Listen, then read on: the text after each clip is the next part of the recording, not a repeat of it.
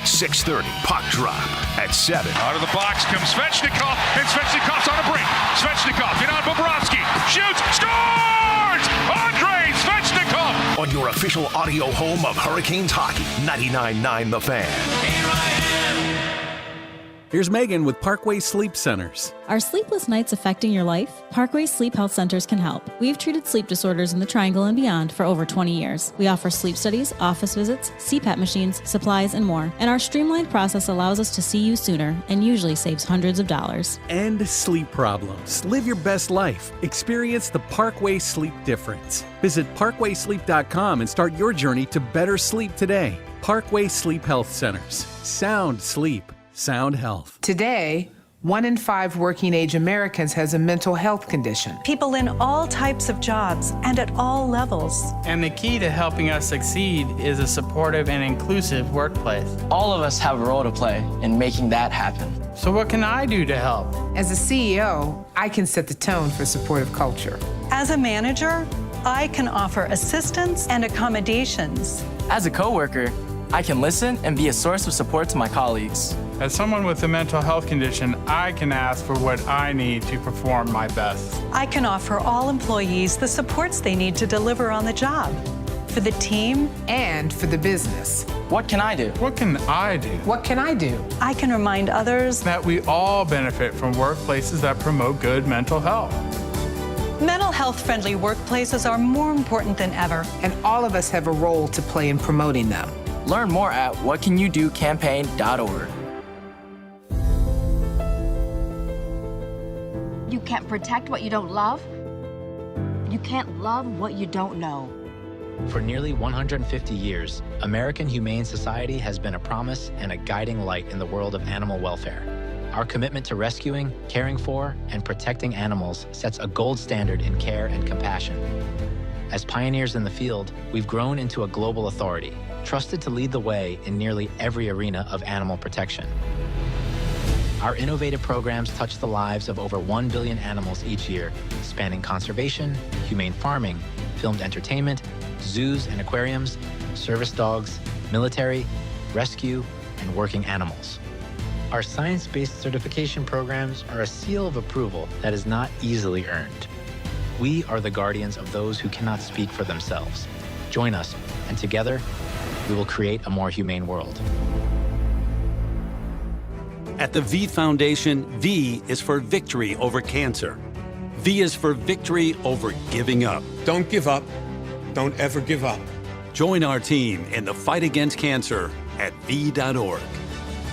You know the feeling. Wake up, get ready, get the kids, the list goes on. But what if what you drive could make your life a little less complicated? With convenient home charging, a quieter ride, and an average range of more than 250 miles, EVs are one step toward a cleaner future, so you can focus on what really matters. Give yourself more time to recharge. EVs are for everyone. Sponsored by the NC Clean Energy Technology Center and the North Carolina Association of Broadcasters in cooperation with this station. This hour of the Triangle Sports Leader is powered by Ritchie Law Firm, injury lawyers. Ritchie Law is on top of it. Go to ritchielaw.com. That's ritchielaw.com. Broadcasting live from the Lenovo Studios. WCMC HD1 Holly Springs. 99.9 The Fan. The Triangle Sports Leader.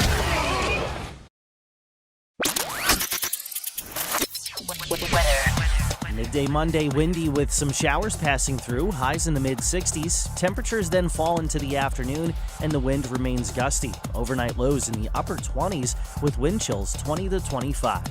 I'm meteorologist Chris Michaels in the WRAL Severe Weather Center. 3 o'clock check of your money. Dow Jones down 187 points to 48,523.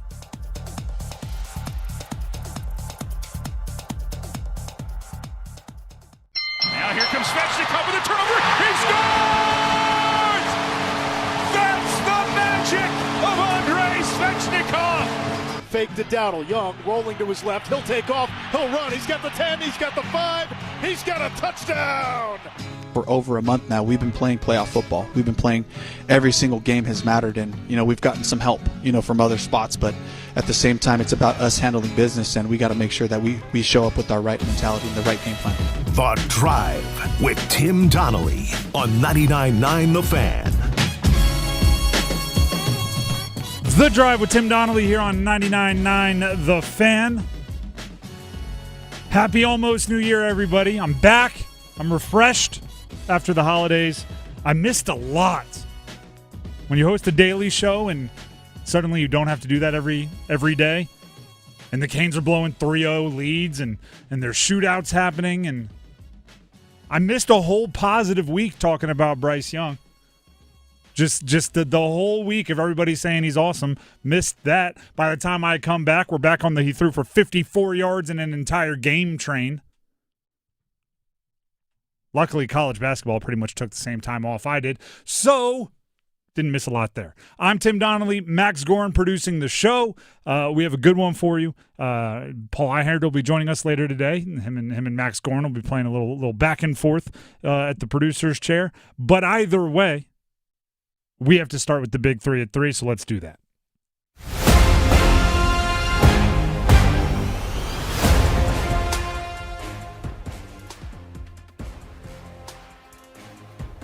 Number 1.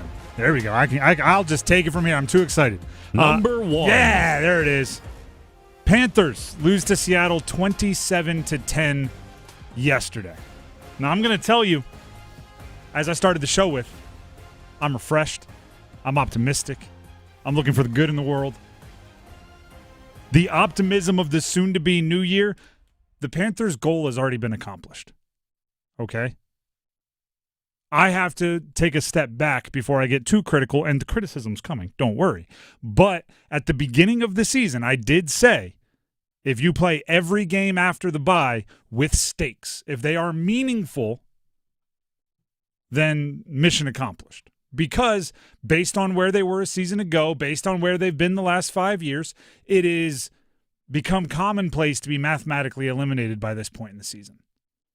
So then you have a game like you did last year where you light up the Falcons offensively and it feels hollow because you're like, hey, well, anyone can play loose and free when there's literally nothing on the line but draft pick. So you're going into next week, even coming off the clunker you just laid against Seattle offensively, you're going into next week knowing the final game of the year matters. Way to go. Now also, as soon as you achieve a goal, you don't stop, right? You set a new goal and you start chasing that one. So now it's, you get greedy. You want to beat Seattle, especially with the way your defense played and what they were able to do to Sam Darnold. You want to beat Seattle. You want to beat Tampa this week. And if those things don't happen, it's completely fair to be upset. If you feel like you let one slip through your fingers, it's completely fair to be upset. Here's Dave Canales, the head coach of the Carolina Panthers, after the game, which they lost 27-10 yesterday to the Seahawks, on his message to the team heading into Week 18. Championship opportunity. We knew we were going to have to take all these moments, and really look at them with clear focus and attack it with everything we have. And it's all written out for us. And, Derek had a nice message to the group. It's like, everything you got, guys, just we got to be locked in here. Like, let's make sure we block out all the external stuff. It's just going to be about football. Let's get back to work. And I couldn't agree more. Making sure that these guys understand, for over a month now, we've been playing playoff football. We've been playing every single game has mattered. And, we've gotten some help, from other spots. But at the same time, it's about us handling business. And we got to make sure that we show up with our right mentality and the right game plan. There was good news. It's not all bad going into this final week. It's not like there's nothing you can build off of. The defense deserved to win. They played well enough against a team that is good enough offensively that they deserve to win. Mike Jackson's interception in the red zone at that point in time before either offense got going, keeping his feet in bounds, looking like a wide receiver, that deserved to be a game-tilting interception. Lasted about 2 minutes of real time before the ball was given back on the Chuba fumble, but that's good play by Mike Jackson and an emotional game for him up against a team that he used to play for. The bad mostly settles on the offense. Bryce Young was not good. He, as always, appeared to be a good guy, appeared to be resilient, had a little bounce-back drive late, ran for the touchdown, said all of the right things after the game, but 14 of 24 for 54 yards and an interception is bad. And who knows if he would have had the chance to get another, game-tying, game-winning drive when they force the 3rd and 21. Say they get off the field there, J.C. Horn doesn't reach into the face mask of Smith and Jigba. They get the ball back with, however many 5 or 6 minutes were left at that point. Maybe he could have flashed something there and led them down to score, but never really got the opportunity. But it just didn't feel like the play calling was there, especially after the interception. They were, maybe justifiably so, a little bit more hesitant to go downfield. That feel like that happens a lot this year. If something goes wrong, they kind of turtle a little bit. They're like, all right, let's keep the throws around the line of scrimmage. Let's not try to stretch it out too much, and then you end up with a stat line with 54 yards at the end of a NFL football game, which is not something you see very often. We'll come back to this one about 10 minutes from now because I want to stretch out a little bit on some of the things Max said. So about 10 minutes from now, we'll come back to Panthers losing to Seattle 27-10. In the meantime, let's jump to number 2 in the Big Three. Number 2. The Canes. They play tonight against the Rangers. As far as, I kind of jokingly said before the show, or right at the beginning of the show, I should say, about things I missed, taking a little bit of time off. The Canes have lived a life in the time I was gone. Yeah, heck of a time for us to not have shows. The collapses down there in Florida, the additional loss to Florida at home, the goaltending, the Svetch 3-point game. The Logan Stankoven's playing a different position than he was playing when I left. Jesperi Kotkaniemi went from is he hurt, is he not hurt, why is he not in the lineup, to second-line center in the time I was gone. There's a lot happening there. And yet, by the time I show up, I get to talk about the bounce-back effort after the holiday against Detroit. And there is some breaking news in reference to the Hurricanes here. Is it what we talked about before the show? It is what we talked about before. Goaltender Pyotr Kochetkov has been placed on injured reserve in case there weren't enough injuries for the Carolina Hurricanes. Gavin Bayreuther has been recalled, defenseman from the Wolves, and Pyotr Kochetkov placed on injured reserve. So he was in the starter's crease, presumably in practice. All right, hold on, Max. Don't think that's happening anymore. Hold on, Max. It wasn't but a few hours, 3-4 hours ago. Walt Ruff, who is a Canes team reporter, right? Like I jokingly refer to him as state-owned propaganda. He's inside the building and on the payroll for the Carolina Hurricanes. Tweeted out that they did not have a morning skate, but based on practice yesterday, Pyotr Kochetkov was in the starter's crease. So I have been mentally preparing for a Pyotr Kochetkov goalie game, which includes a little bit of preparing for the unexpected, right? There could be a goalie taking a shot on an empty net. There could be a thrown stick. He could end up out there in the face-off circle, flopping around on his stomach, scrambling back into the net. What you're telling me is the game is tonight at 7, right, against the one that we're preparing for against the Rangers. And Pyotr Kochetkov has been placed on injured reserve this afternoon. Now, I'm trying to think of when the last time he was actually in net, because I believe it could go retroactive to there if it's something super small. And yes, most likely. He played on Saturday against Tampa Bay. Which you have to miss 7 days when you go on injured reserve, so he'd next be eligible to play for the game on Sunday, I believe. Which I suppose could be something about the shuffling of defensemen they have, and they just claimed a kind of depth piece as well, a center. But I don't think you do that to a guy you were planning on starting the less than 24 or a little more than 24 hours before the game. He must have stubbed his toe this morning or something. Yeah, this is an old school baseball injury. Remember when baseball used to, so-and-so threw out his back sneezing, so-and-so stepped on a piece of luggage walking down the stairs. Jonathan Lucroy, I remember one year, like a piece of, like a suitcase, like fell on his hand or something. He broke his pinky or something like that. I always assume that means, happened at a bar.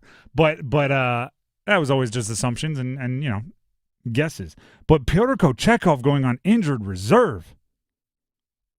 The irony is, I mean, I can bring up the notes. We have a segment later in the show to talk about the goalies. And I'm actually going to go find the note right now because the wording of it is hilarious in retrospect. Here's the note. It appears easy. And I have this quote, and I rarely write down things that I'm going to say word for word. I don't like to sound scripted. But the whole point was going to be, is it easy when talking about the Canes goalies to just say it like this? It's Bussy with Pyotr Kochetkov in a supporting role and Anderson waiting until he is needed. I said, is it easy? Like, is it finally a hierarchy that we can look at and digest very simply? Is it finally that? That was gonna be my question. And I was going to, Paul Ihander by that point in the show was going to be sitting where Max is. I was going to pose it to Paul in that way. Well, it turns out we didn't even make it to the game that it was written about before it appears Anderson will be needed. And who knows what they do in net at this point, for tonight. Wouldn't be surprised if it's Anderson. But if you're a Canes goalie and someone says, hey, you're only going to get in if someone gets hurt, start warming up. Like that's crazy. And obviously we hope for a quick, easily to recover from situation from Pyotr Kochetkov. But who knows better than Freddie Anderson that when somebody gets hurt, you can jump them on the depth chart, right? Who knows better than Freddie Anderson that small injuries can become long injuries, can become huge opportunities for the next guy. He's been around this league for a long time. He's a pro's pro. Pyotr Kochetkov's been around this team for a long time now. He's only 26 years old, but he's been through some stuff. Brandon Bussy, hard to say that at the NHL level, but he's been through some stuff, obviously, in the farm systems. But goodness gracious, Pyotr Kochetkov on injured reserve. Need a good day from the blue line. Whoever's being thrown in, need a good day from the blue line, which will likely not be 100%. The Drive with Tim Donnelly, 99.9 The Fan. We're going to have to skip number 3 because the breaking news took that place on the Big 3 at 3. When we come back, as promised, Panthers lose to Seattle 27-10. Stick around. This new year, get started on your next success with University of Maryland Global Campus. Apply now and save with no application fee. Classes start January 7th. An accredited state university, UMGC offers online and hybrid classes while giving you a head start on 2026. Earn up to 90 credits toward a bachelor's for prior learning and experience, or transfer up to 12 credits toward a master's. Learn more at umgc.edu. Certified to operate in Virginia by Chev. FIFA World Cup 2026 is coming soon, but your opportunity to be there starts now through an exclusive offer with an eligible Bank of America Visa credit card. For a limited time, become a new customized cash rewards or unlimited cash rewards Visa credit card holder, and you will be eligible for a chance to purchase FIFA World Cup 2026 tickets. Learn more at BofA.com/cardFWC26. What would you like the power to do? Bank of America, proud to be the official bank of FIFA World Cup 2026. Bank of America N.A. in partnership with Visa. Terms apply. Rights reserved. Texting enrolls you in a recurring automated marketing text messages. Consent not required to purchase. Message and data rates may apply. The team's looking good this season. I think so. Man, I miss playing football. Ever since I turned 40, I just can't find that fire I used to have. Think it could be lower testosterone? What do you mean? I was feeling the same way. After 40, the body has less testosterone, and men lose their edge. That's why I take Nugenix Total T2. That's the testosterone booster, right? Yes, but Total T2 is their brand new formula that skyrockets nitric oxide levels in as little as 3 hours. Since I started taking it, I've been lifting like when we played for Coach Carter. My energy is way up, and it even spiced up things between me and the missus. Are they still giving out complimentary bottles? Yep, just send a text. Text HOT to 215-215 for your complimentary bottle of Nugenix Total T2, the next generation testosterone booster. Text now and we'll include a bottle of Nugenix Thermo X, our newest, most powerful fat burner ever, absolutely free. Text HOT to 215-215. That's HOT to 215-215. These statements have not been evaluated by the FDA. This product is not intended to diagnose, treat, cure, or prevent any disease.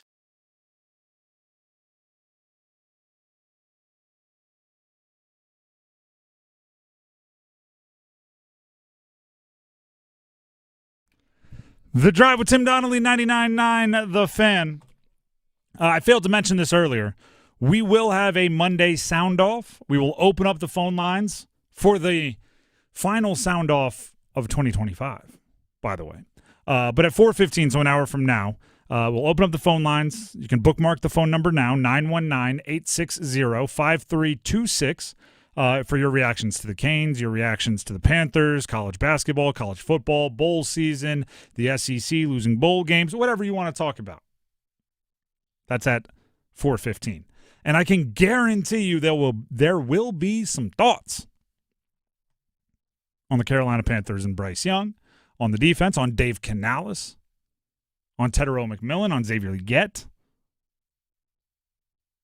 Unbelievable commitment, by the way, on them to the every other game bit. Like the good game, bad game alternating. Like they refuse to take their foot off the gas of just this bit is the funniest thing in the world. Well, that simply must mean they're going to win on Saturday and of course go and win the division. Of course.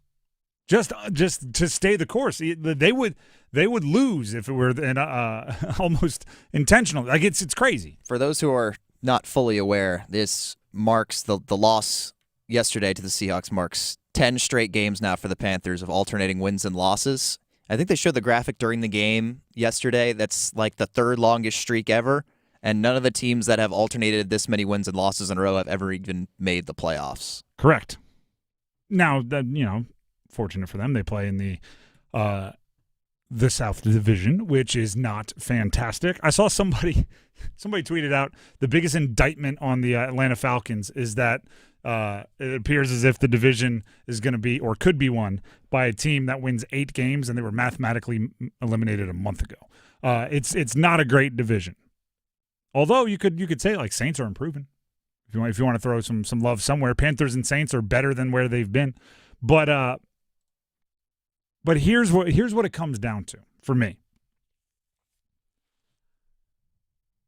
They're not good enough to overcome anything other than a completely clean game from the players who are legit.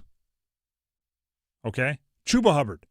I don't think Chuba Hubbard is a game wrecker. I don't think he's I don't think he's Jahmyr Gibbs. I don't think he's Bijan Robinson. I don't think he's Derrick Henry on Christmas or whatever the heck that day was.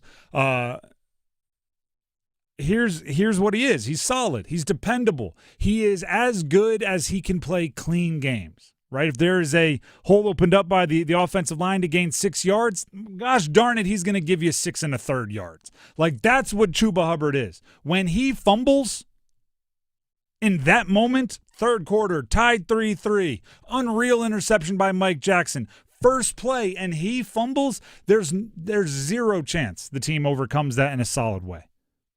When J.C. Horn has the opportunity to make interception and can't, there's zero chance because those are the players, and they don't have a bunch of them, that have to make up for everybody else. It's unfair to expect the really good players or the really solid players to make zero mistakes because no one else can pick up the slack for them. I'm not saying that there's a good time to fumble as a running back, but it feels like every time Chuba Hubbard fumbles the ball, it's absolutely at the worst possible time. Like last year, there was the game, I think it was against the Buccaneers. He fumbled the ball. It was either late in the fourth quarter or in overtime when they had a chance to win, and then now right off that turnover, fumbles the ball straight back to the Seahawks, and they get it either in the red zone or right outside of it. It's just very, very untimely. You know your friend who is extremely quiet, but then like 3 times a night says something that's the funniest part of the night, just like absolute he's the reverse of that, right? Every time he fumbles, it's a backbreaker, and then when they come back from commercial after the turnover, the announcer is going like, it's been 40,000 carries since Chuba Hubbard lost a fumble. He was 9 years old in Canada the last time he lost a fumble. That one, costly though, sets up the Seahawks in the red zone. Like it's always that way. It's always that way. And that's just it's a very high wire act of a way to play football. Bryce Young, as the good quarterbacks do, avoid the next interception, right? The Chuba fumble happens. It's brutal. It's upsetting. It's something that a veteran just can't have happen, right? 2 hands on the ball through traffic, all those things. But Once it happens, you look to somebody to make the play. And to Dave Canales' credit, I didn't think he called a very good game. I've been extremely critical of his play calling all year. I don't think he has a great feel for the game as far as adjusting and setting up plays that'll work later in the game. He schemed one up, though. He schemed one up. Tedero McMillan did the little, I'm jogging, I'm lost, I'm open. And he was. And Bryce with a really weird misthrow, right? It's probably an arm strength thing a little bit because it's a hole shot, so he's got to put some heat on it, but it's got to be upfield shoulder. He misses yards behind Tedero McMillan. I saw Dave Canales called it a underthrow after the game, and I'm going, that's not an underthrow. It's a inaccurate throw. Like it is on a rope 4 yards to the right. It's not like he put some air on it and it came up short. That throw is the backbreaker, right? Chuba fumbles, boom, they score. It's a one-score game. You go down and score, never happened. I've talked about this feeling a lot, and it's rare that it gets to happen in reverse or like offense to offense. It's not even reverse. The feeling of turning the ball over on offense is the worst feeling in the history of the world. If your defense goes out there and stops them and gets the ball back, forces a punt, gets a turnover or whatever, it is pure jubilation when you're crossing paths on and off the field, right? That high five means something. That means I got your back. It's rare that the offense can do that to the offense.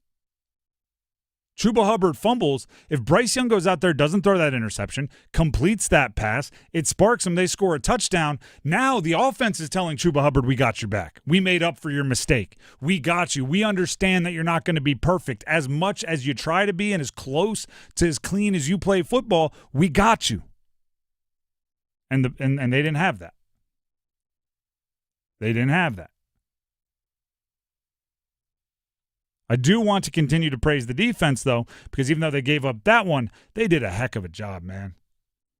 And they got pressure on Sam Darnold in unusual ways. Trevon Merrick, some unusual blitzes, Rose Boom. Like they were not just what we've seen from the Panthers. They were more intentional about making Sam Darnold uncomfortable. Here's Canales with lots of praise for the defense, even though they lost. Unbelievable championship performance by our defense, getting us the ball, making it difficult. They got a couple of plays out on us in the run game, but we settled in pretty nicely and had some adversity stops in the red zone off of turnovers. And they played championship football in my mind and gave us an opportunity from an offensive standpoint, and we weren't able to produce points. We weren't able to capitalize on the turnovers that could have just completely shifted the game, and then we turned it over twice, which is uncharacteristic of this group, the way we've been playing football. So I think just collectively, we have to make sure from an offensive standpoint, when we play teams, and I got to give the Seahawks a lot of credit. This is a fabulous defense that executed really well. They minimized some of our explosive plays and made it tough on us in different ways. So we got to make sure we look at that and learn from it. I thought the defense played well enough to win. I thought the defense played well enough to win, and in part, that's why football is the ultimate team sport. You could have half your roster play well enough to win a game, maybe well enough to win a game by 2 scores, and if the other side doesn't pull the rope as aggressively, if they aren't rowing the boat as aggressively, you lose. And on both sides of the ball, there's still like little execution stuff that is missed. but especially on defense, and this is where the rule changes have changed the game completely. Defense is really about making the big plays that overcome the plays the offense makes. Every offense, maybe except for the Panthers on Sunday, every NFL offense is going to make plays. They are. They're going to score points. They have players that are going to take advantage of all of the rule changes over the last 20 years to make the offense, quite frankly, easier. But does your look at the who was it? I think it's Detroit maybe, but sorry, correction, Bears. Wrong, right division, wrong team. The Bears at the beginning of their games flip coins. Their drives, they flip it. We're either going to get an interception or we're going to give up a touchdown. And we're either going to get a fumble, we're going to get a takeaway, or we're going to give up a long drive and a field goal. And it kind of works because the turnovers outweigh. The turnovers are equally big plays. The Panthers had some of that. right? You get the interception, you get the fumble, you get some pressure on the quarterback, you get some sacks, you force some throwaways, you hurry, you do all of those things. Yeah, you know, Jackson Smith-Njigba makes a play, or Kenny Walker makes a play. Whatever, those happen. A.J. Barner makes a play. But the defense made enough big plays to cancel it out. The offense, with everything skewed in their direction, still didn't. The Drive with Tim Donnelly, 99.9 The Fan. We have the Dean's List up next, so we turn our attention to the college sports world or some pro athletes with some college ties to the area. Stick around. Hey, folks, Dennis Cox here from my friends over at Raleigh Weight Loss Center. We're about to turn the calendar year into 2026. People have that weight loss goal. I'm telling you, folks, the first place that you need to contact, it's Raleigh Weight Loss Center. Give them a call, 919-897-7506. Raleigh Weight Loss Center has helped me lose over 40 pounds. I've lost 42 pounds. 42 pounds thanks to the program at Raleigh Weight Loss Center. And you have that new year, new you mindset, Raleigh Weight Loss Center is the place to call. 919-897-7506 or visit RaleighWeightLossCenter.com. Set up a free 15-minute phone consultation. You got questions? Get them answered. You got concerned? Get them answered. 919-897-7506 or visit RaleighWeightLossCenter.com. Again, I've lost 42 pounds in over 4 months. I feel a lot better. My hips, knees, ankles, everything feels so much better, and I'm sleeping so much better as well. Visit RaleighWeightLossCenter.com. Results may vary. Wesley Financial Group is not a law firm. I'm Chuck McDowell, founder of Wesley Financial Group. Did you buy a timeshare because they told you it was a great investment? That's a lie. Most timeshares can be bought online for $1. To find out what your timeshare is worth and to cancel it, call us today and we'll send you our timeshare exit kit free with all your options for cancellation. Call Wesley for your free exit info guide. 800-771-1300. That's 800-771-1300. Texting enrolls you in a recurring automated marketing text messages. Consent not required to purchase. Message and data rates may apply. The team's looking good this season. I think so. Man, I miss playing football. Ever since I turned 40, I just can't find that fire I used to have. Think it could be lower testosterone? What do you mean? I was feeling the same way. After 40, the body has less testosterone, and men lose their edge. That's why I take Nugenix Total T2. That's the testosterone booster, right? Yes, but Total T2 is their brand new formula that skyrockets nitric oxide levels in as little as 3 hours. Since I started taking it, I've been lifting like when we played for Coach Carter. My energy is way up, and it even spiced up things between me and the missus. Are they still giving out complimentary bottles? Yep, just send a text. Text HOT to 215-215 for your complimentary bottle of Nugenix Total T2, the next generation testosterone booster. Text now and we'll include a bottle of Nugenix Thermo X, our newest, most powerful fat burner ever, absolutely free. Text HOT to 215-215. That's HOT to 215-215. These statements have not been evaluated by the FDA. This product is not intended to diagnose, treat, cure, or prevent any disease. Hi, I'm Michael from the Warren Treaty. You know the jingle. Now discover the facts about Ozempic, a GLP-1. Only Novo Nordisk makes FDA-approved Ozempic. Learn about the real thing. Talk to your healthcare professional today. Call 1-833-OZEMPIC or visit Ozempic.com to view the medication guide and to learn more about Ozempic. Semaglutide injection 0.5 milligram, 1 milligram, and 2 milligrams.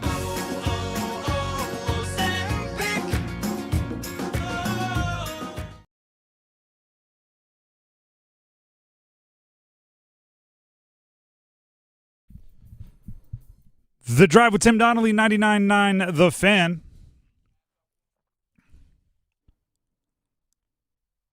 I do want to update everybody just because we re-update everybody. I don't know if that's the proper term. Pyotr Kochetkov is on IR for the Carolina Hurricanes. Yeah. Who would have guessed? But I do want to kind of, like I said, it's kind of a re-update. In my reaction to the news as it broke, Pyotr Kochetkov, goalie for the Carolina Hurricanes, being placed on IR. Team announced it not long ago, about a half hour ago.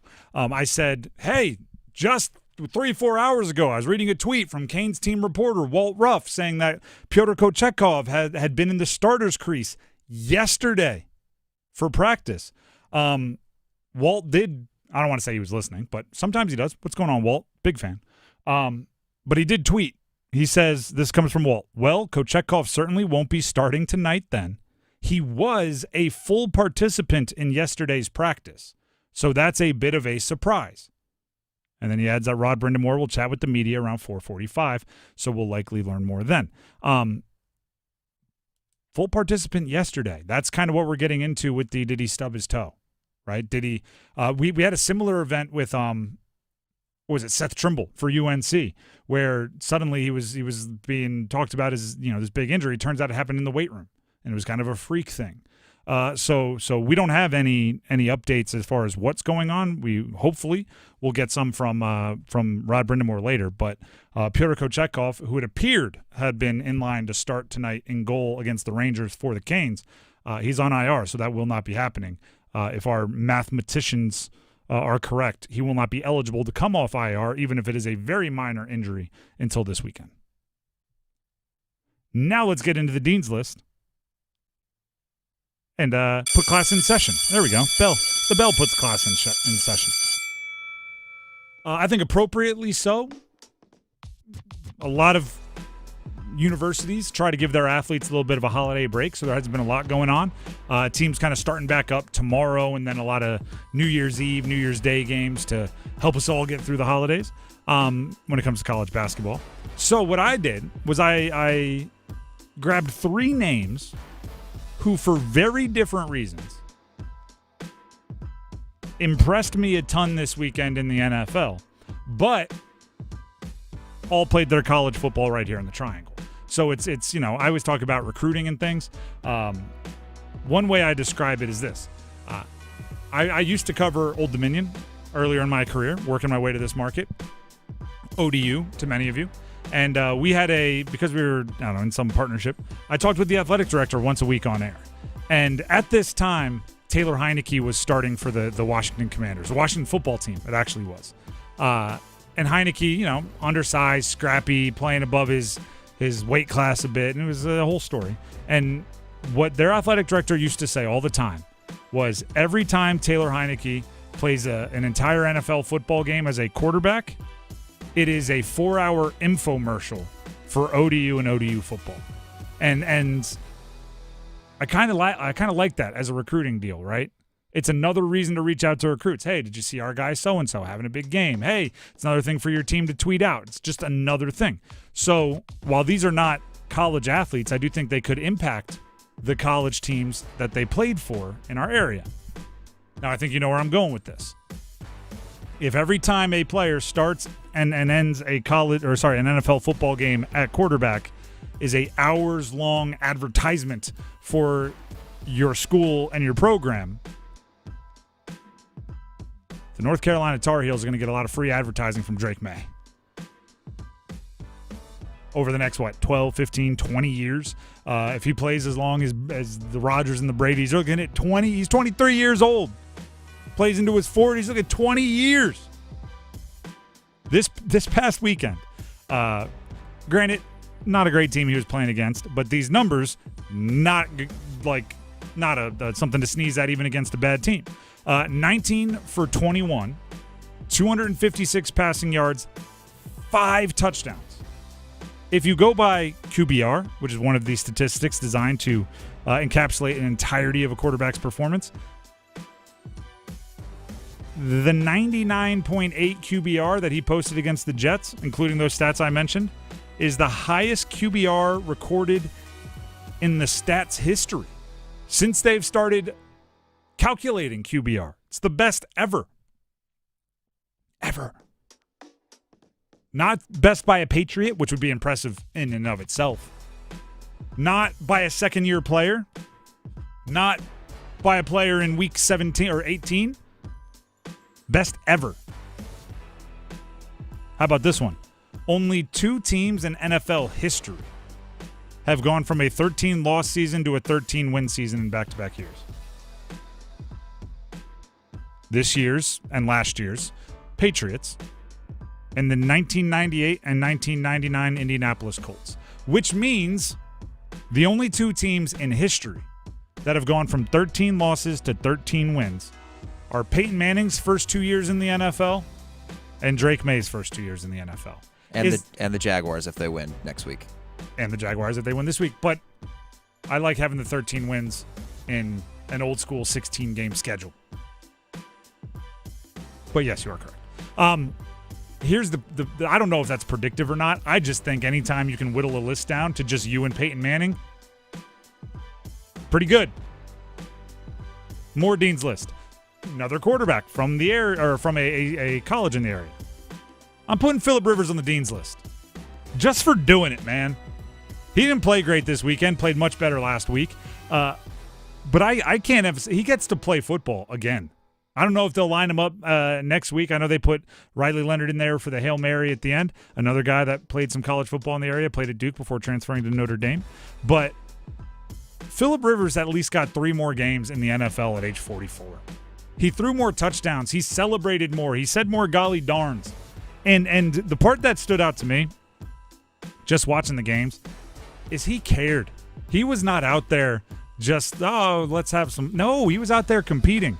They had a completion, ironically, to another guy that played college football in the area. Josh Downs played at UNC, good wide receiver.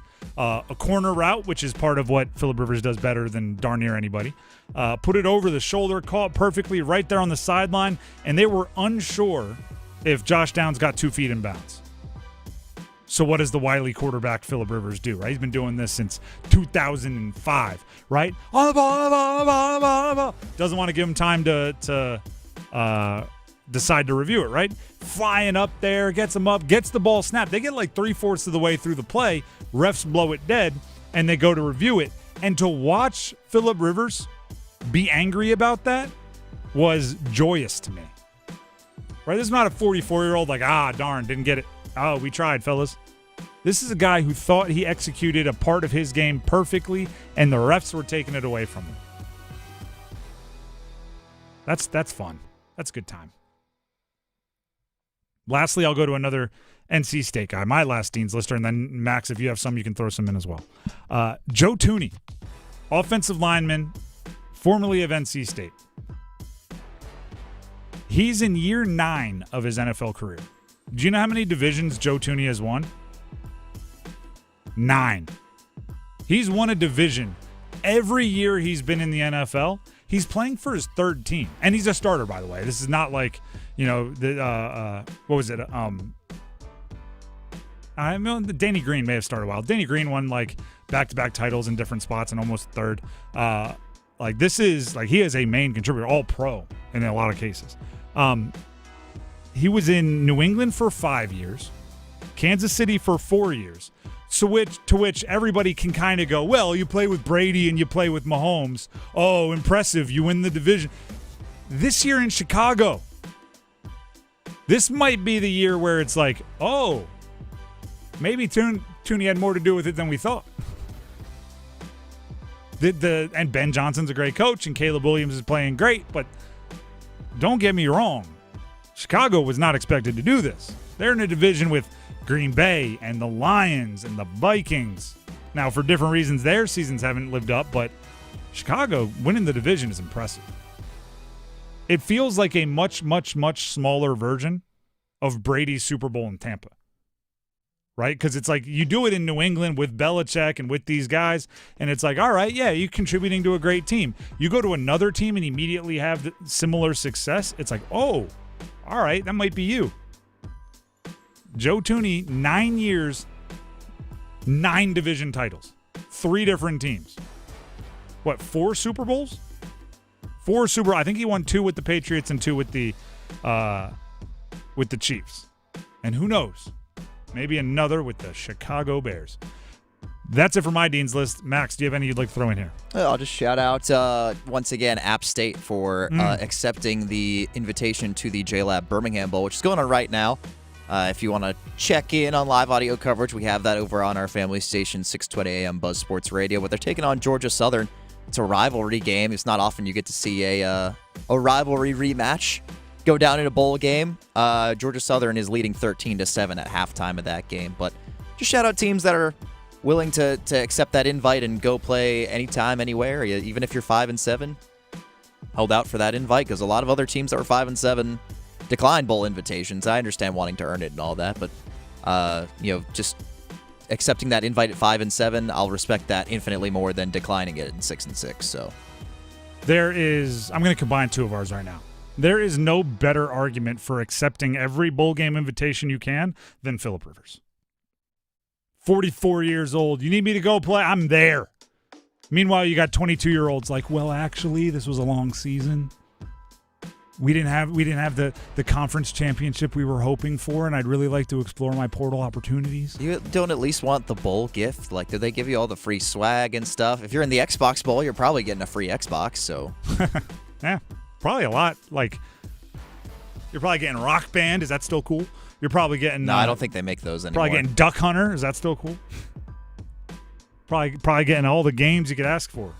Virtual reality headsets. Those got to be cool, right? See, I'm hip. Those are cool. So, yeah, I was going to get to one of them. The Drive with Tim Donnelly, 99.9 The Fan. Let's dismiss the Dean's List. Don't forget, everybody, we do have Monday Soundoff coming up in the 4 o'clock hour. Your thoughts on Canes, Panthers, college sports, bowl games, whatever you want to talk about. We'll open up the phone lines for your calls at 4:15 today. You can bookmark the phone number, 919-860-5326. That's the Heister Automotive Group hotline. But before that, we have plenty of time for winners and losers, which is coming up next. It's bow time. A leg and thigh dinner from Bojangles for just $6.99. Leg and thigh dinner from Bojangles for just $6.99. So crispy. So crispy. And juicy. And juicy. So much flavor. So much. Stop it. What are you doing? What, you expect me to get this delicious deal and not say anything? You're unbelievable. You're unbelievable. With a boldly seasoned leg and thigh, choice of fixin', a biscuit, and legendary iced tea, it's a deal so good it's worth repeating. So eat and repeat while it lasts. It's bow time. It's bow time. Dine in, drive through, or tap your favorite delivery app and have Bojangles come to you. Satisfy your craving for flavor right now with Bojangles 2-piece dinner. 2 pieces of Bojangles dark meat chicken, your choice of fixin', a biscuit, and iced tea for just $6.99. That's right, just $6.99 for limited time at participating Bojangles. What are you waiting for? When you're hungry, it's always bow time. Stay informed with The Rundown, the daily newsletter from High School OT that delivers high school sports news and insights straight to your inbox. Brought to you by High School OT and powered by our sponsors, First Carolina Bank and Smith Douglas Homes. Subscribe to The Rundown at highschoolot.com. Tired of hearing this from your local tire place? Sorry, we can't fix it. Take it to Dauntless. This year, skip the middleman and take your car straight to Dauntless Transmissions if you want quality work done right the first time. Transmissions, engine, or brake work, or just a regular tune-up. If it's broke, Dauntless will fix it. For quality work done with the kind of experience that works for you, take it to Dauntless Transmissions first. Go to DauntlessTransmissions.com to book your visit today. Dauntless Transmissions, your local source for exceptional service. Hi, I'm Michael from the Warren Treaty. You know the jingle. Now discover the facts about Ozempic, a GLP-1. Only Novo Nordisk makes FDA-approved Ozempic. Learn about the real thing. Talk to your healthcare professional today. Call 1-833-OZEMPIC or visit Ozempic.com to view the medication guide and to learn more about Ozempic. Semaglutide injection 0.5 milligram, 1 milligram, and 2 milligrams.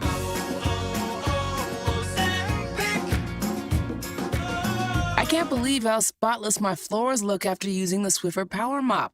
No more dragging around a heavy mop and messy bucket. Now I get the same deep clean without all the work. Thanks to the powerful solution and scrubbing pad of the Swiffer Power Mop, dirt and grime don't stand a chance, and I don't break a sweat. Mic drop. Mop drop. Swiffer Power Mop. Swiffer Power Mop. A smarter way to mop. Try it or your money back.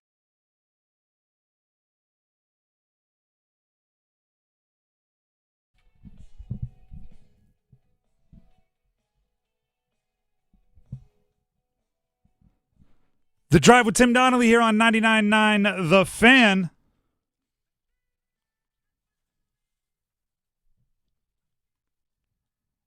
It is a very complicated time of year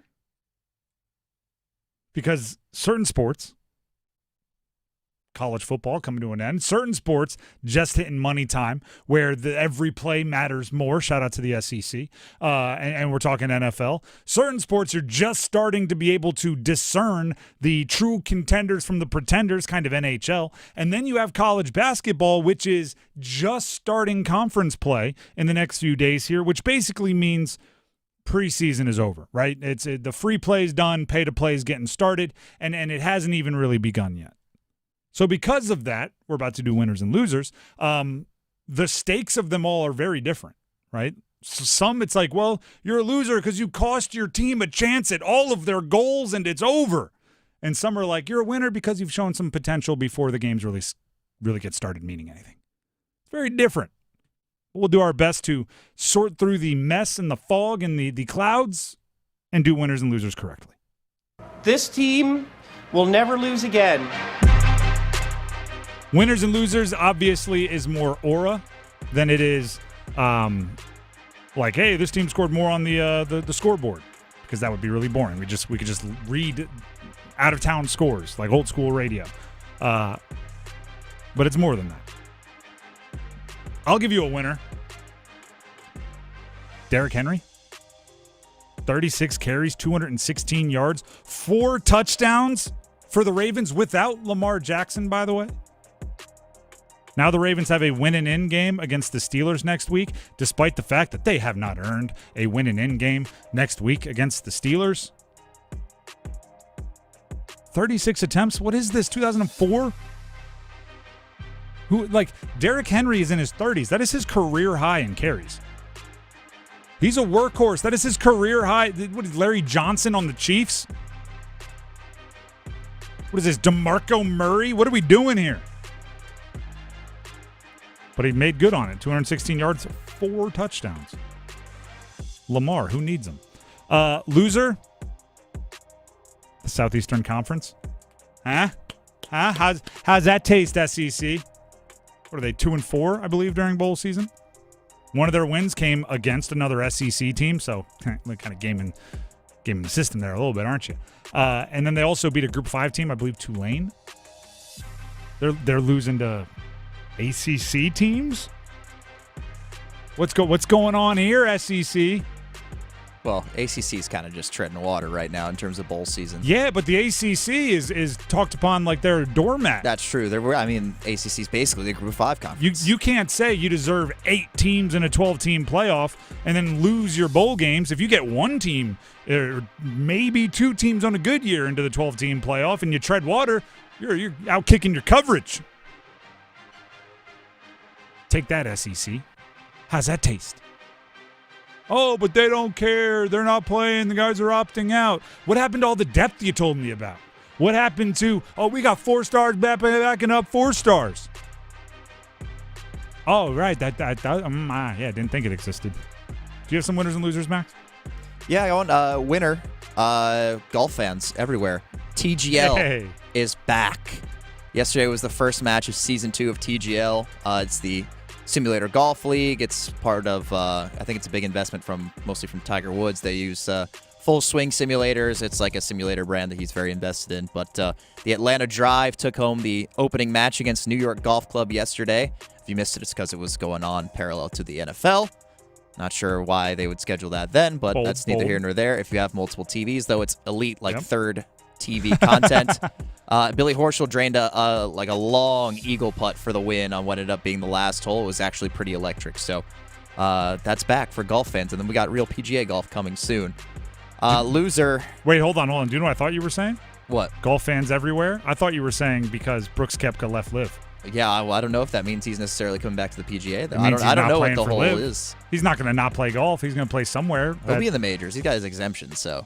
That's I believe they're right now figuring out, this is my guess, they're right now figuring out the best PR strategy to allow him back into the PGA while making it seem like he paid some kind of penance for his actions, right? But not actually, because he's a 5-time major champion. With Bryson. Like, if Bryson decides to leave, the whole LIV thing is basically correct. Done. I think you could easily just say, like, there's a 2-time major winning exemption, and then you let Phil, Brooks, and Bryson back in Sorry, does Dustin Johnson have 2? Am I blanking on one? Yeah, he has the 2. Masters. He has a U.S. Open, too, Okay, perfect. I think. He gets back in. Cam Smith has 1. Sorry, you got to pay $100 million to get back. Like you get all the names that matter. John Rahm can come back. John Rahm can exactly get the ones that matter, and then Mito Pereira had to retire. All right, sorry, I didn't mean to cut you off. Yeah, the loser is Aryna Sabalenka. Is the number 1 ranked women's tennis player. She does a Battle of the Sexes tennis match, I believe it was yesterday, against Nick Kyrgios, who is out of shape, pretty washed up, not really an active player. The Arena's side of the court was even smaller to make it more difficult. And then an out-of-form Kyrgios beat her 6-3, 6-3 pretty easily. Not a great look for the women's tennis for that side of the sport. I'm not sure why you'd agree to that if you're the current number 1 player, but I guess she got a nice paycheck for it. So there you go. Let's go back. Winners and losers. Continuing here, I'll give you a winner/loser. They fall on both sides of the fence. ECU. Winner, because they beat Pitt. That's an ACC school in the Go Bowling Military Bowl. That's solid. Loser, which, by the way, the win made him 9-4 in Blake Harrell's first year as a head coach. Felt like an up-and-down year, but 9-4 means like up, up, down. All right? It's not up and down. There's more ups. Loser, though, because they had such a good year that they're replacing both coordinators. Their starting quarterback at the transfer portal, a bunch of other players at the transfer portal. Their running backs coach, I should say, was just announced or reported as Duke's next running backs coach. So, there is a real fine line. Group of 5 level, you want to be good enough if it means CFP implications and going for it. But if you're not going to be there, you almost don't want to be too good because then everything gets ransacked and pilfered. So you're a winner and a loser if you're ECU. A few more here. Actually, one more. I'll give you a winner and a loser. Winner, the Panthers. Playing meaningful football in all 18 games this year. That's a winner. I know they lost this week, but honestly, people are mad about their loss against Seattle.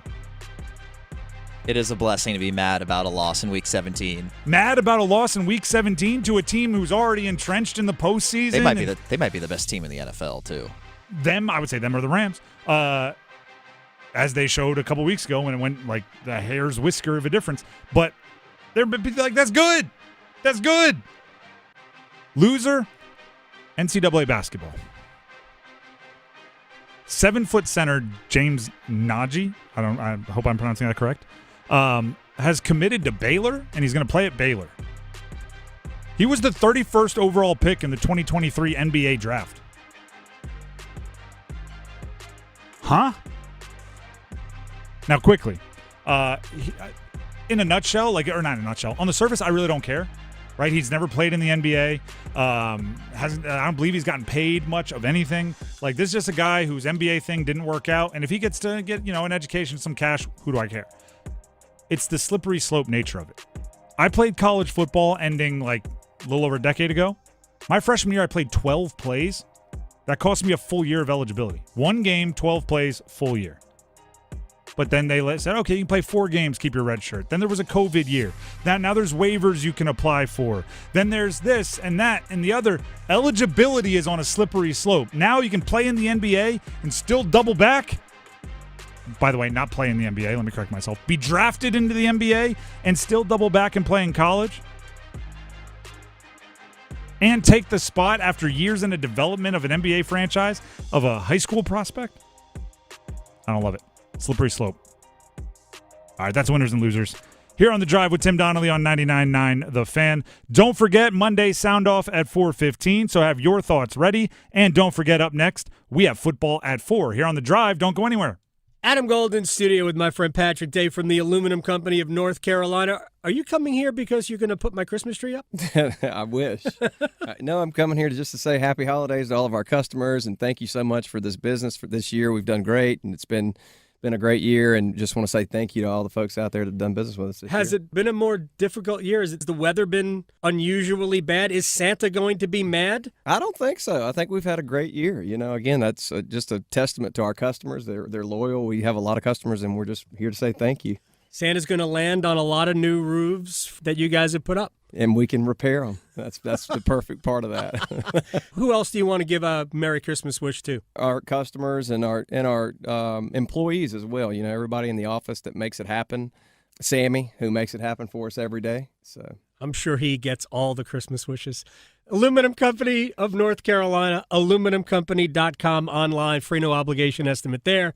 Patrick Daysday. Wesley Financial Group is not a law firm. I'm Chuck McDowell, founder of Wesley Financial Group. Did you buy a timeshare because they told you it was a great investment? That's a lie. Most timeshares can be bought online for $1. To find out what your timeshare is worth and to cancel it, call us today and we'll send you our timeshare exit kit free with all your options for cancellation. Call Wesley for your free exit info guide. 800-897-4400. That's 800-897-4400. Actual price will depend on product and subscription plan. Featured products are compounded drug products, which the FDA does not approve or verify for safety, effectiveness, or quality. Prescription products require an online consultation with a healthcare provider who will determine if appropriate. See website for details, restrictions, and important safety information. Want to boost in and out of the bedroom? Hims has you covered. Introducing a new 2-in-1 approach to level up your game. Tadalafil for better bedroom performance and zinc for testosterone support. Turn things all the way up and find affordable treatment options at up to 95% less than brand names at hims.com/joy. That's hims.com/joy. I'm attorney Brian Ritchie. Big truck accidents can cause life-changing injuries, and life-changing injuries deserve life-changing money. I know big truck wrecks, and I know how to fight those big insurance companies. If you've been hurt by a big truck, contact us at ritchielaw.com. I'm on top of it. Broadcasting live from the Lenovo Studios. WCMC HD1 Holly Springs. 99.9 The Fan. The Triangle Sports Leader.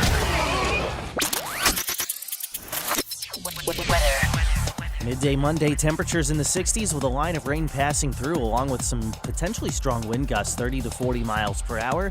That'll take us into the afternoon with falling temperatures. Overnight lows upper 20s with lower wind chills. I'm meteorologist Chris Michaels in the WRAL Severe Weather Center. 4 o'clock check of your money. Dow Jones down 252 points to 48,458. Market update brought to you by Blue Shark Vodka, the world's smoothest vodka. Pour Blue Shark Vodka at your holiday events to lift your spirits this season. Blue Shark Vodka, the shark that doesn't bite.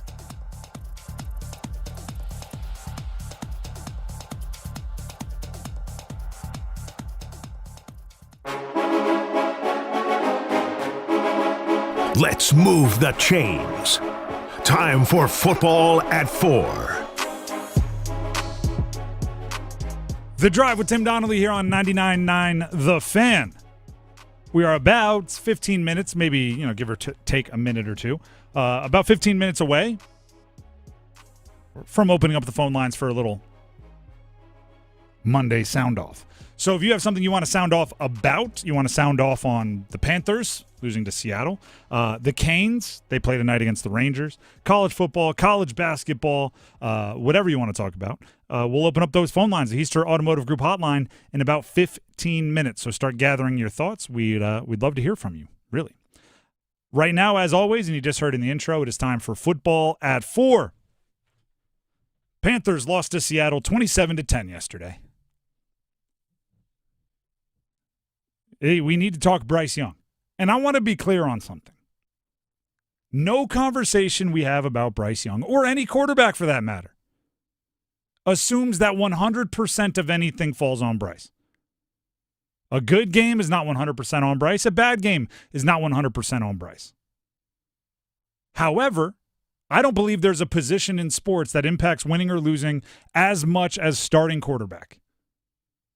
You could argue starting pitcher, but they don't impact every game, right? They impact 1 out of every 5. You could say maybe goalie, right? So some of the specialty positions.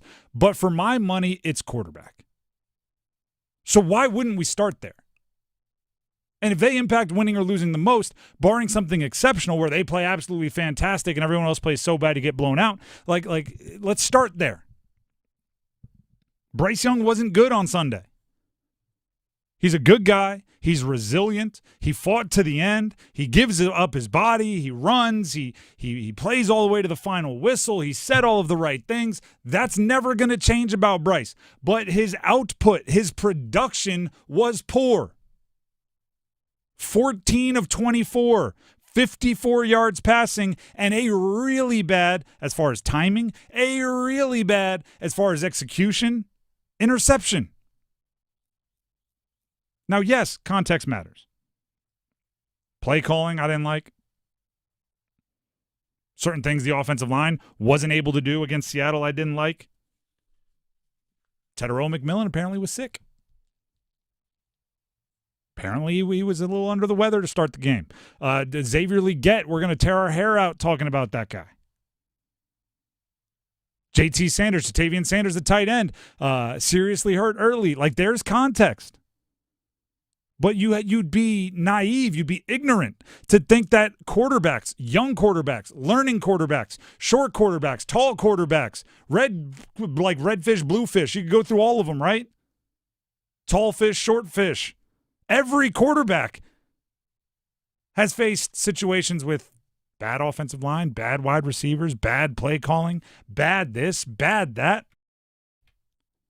And they throw for more than 54 yards. Especially a guy that's given so much credit for his improv, for what he can do after the play breaks down. Oh, such a bad play call. All right, wait till the end of the play, make somebody miss, and throw it. And I'm not saying it's easy. I'm saying it's hard. And I'm saying there's not many people on planet Earth that can do it. And Bryce, about 30% of the time, is one of those guys. That's not a good enough percentage. And I might be a little generous there. There has to be a base level. And we can disagree on where the base level is, but I guarantee you it's more than 54 yards. There has to be a base level of, if you don't get at least X amount of production, you don't get the benefit of a context conversation. Because there's no way, like, 5 better play calls in the game takes them from 54 yards to 315. Right? There's no way slightly better offensive line play takes them from 54 yards and 1 interception to 275 and 3 touchdowns.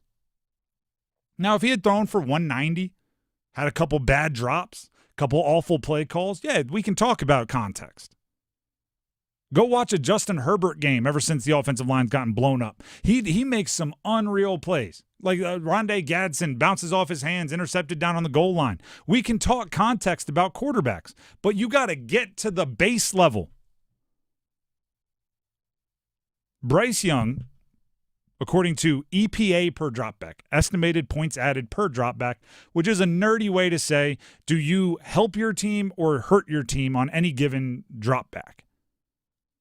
Bryce Young posted the worst adjusted yards per attempt, 0.38, and second worst EPA per dropback of his career against Seattle yesterday. And he's had a lot of games with bad context, bad nuance, right? He's had a lot of games where receivers weren't getting open, a lot of games where the offensive line wasn't good, a lot of games where the play calling was so bad they changed it the next week. Remember Frank Reich, Thomas Brown going back and forth? Remember the what was it? Jonathan Mingo / Terrace Marshall Jr. / DJ Chark years? There's a lot of reasons why a quarterback wouldn't play good in those years, right? He was better then than he was yesterday. I don't get the uber protection of Bryce because of what's around him. I also don't get the narrative that fans are unnecessarily swinging at Bryce, unnecessarily knocking Bryce, unnecessarily putting it all on Bryce, unnecessarily praising and giving him the world after a good game. Here's the way I described it. Fans, yes, let's be real. If you look over the last 2-3 months, seems like every Monday they have a different temperature on Bryce. Right? It seems like every Monday, I'll give him the contract. The next Monday, I'll bench him. The next Monday, I'll give him the contract. The next Monday, I'll bench him. That's a symptom. That's not the cause. That's a reaction to. And what they are reacting to is a player that plays wildly different each week. It's like telling me, goodness gracious, One day you walk in with a coat. The next day you walk in a T-shirt. The next day you walk in with a coat. It's like, well, I'm not choosing to do that. It's North Carolina in the winter. But your wife told you to. Your wife said, wear a coat today. And you said, no, I'm gonna wear short sleeves. I've been told a few times walking outside, you're not going to grab a coat. But so is she the head coach, though? Is she your head coach? So do you do what she says, or do you go, I'm going to audible every time I walk out the door? Is that the relationship that you have? Well, that's a fantastic question because, to get away from a weather metaphor. And by the way, Paul Ihander just stepped in for Max Scorin. What's going on, Paul? Stepped on you. It's a fantastic question because in that metaphor, what he's saying is, and this has been a big defense of Bryce, he is a wildly coachable individual. And if Dave Canales tells him to jump off a bridge, he's going to jump off a bridge, right? If he calls bad play after bad play after bad play after bad play, which, by the way, I don't love the play calling, but it's not like every play is doomed to fail from the beginning. Bryce refuses to go off script. He refuses to make an audible. He refuses to do anything other than exactly what the coach says. First of all, I would say learn it quick, Bryce. I know a lot of quarterbacks specifically who perhaps their greatest career regret is they ran the coach's play right into being cut, right into the next level not wanting them, right into not the career they were hoping for. What does every coach do right before they get fired? Take over play calling, right? Because they're like, if I'm going down with this ship, I want to be the one making the calls. I want my hands on the wheel. I'm telling Bryce right now, you have more games like you had on Sunday against Seattle, you're going down with the ship. You might as well get yourself into plays that you're confident in. Bryce Young failed to complete a pass over 5 yards downfield against the Seahawks. On those 4 attempts that he did have, 5 yards downfield or more, 0 for 4 with an interception. He's only the third quarterback in the last 20 seasons to attempt at least 20 passes and have 0 completions beyond 5 yards downfield. Shout out to Ben Solak of ESPN for the stat. If the reason your offense isn't working is because the defense isn't respecting the deep ball, chuck it deep. And I'm not saying you chuck it deep and then you turn to Dave Canales on the sideline, flip the double birds and say, you keep calling quick game, I'm chucking it deep. I'm saying within every play, there is something to loosen the defense. Could be a decoy route, right? I've talked about them in our offense. We call them PRGs, position release goes. Some people call them cardio routes. There's a bunch of different things to call them, right? Where a receiver just goes deep with the sole intention of bringing safeties and corners with them, and then you're targeting the underneath stuff. You can easily wink at a wide receiver who's running a decoy deep ball and say like, hey, pay attention, I might be coming your way. And if you get yelled at, you got to be an adult here. Nobody impacts winning or losing in the NFL more than the quarterback. And if you know you're going to be charged for it, you know what's going on your permanent record, yeah, own it.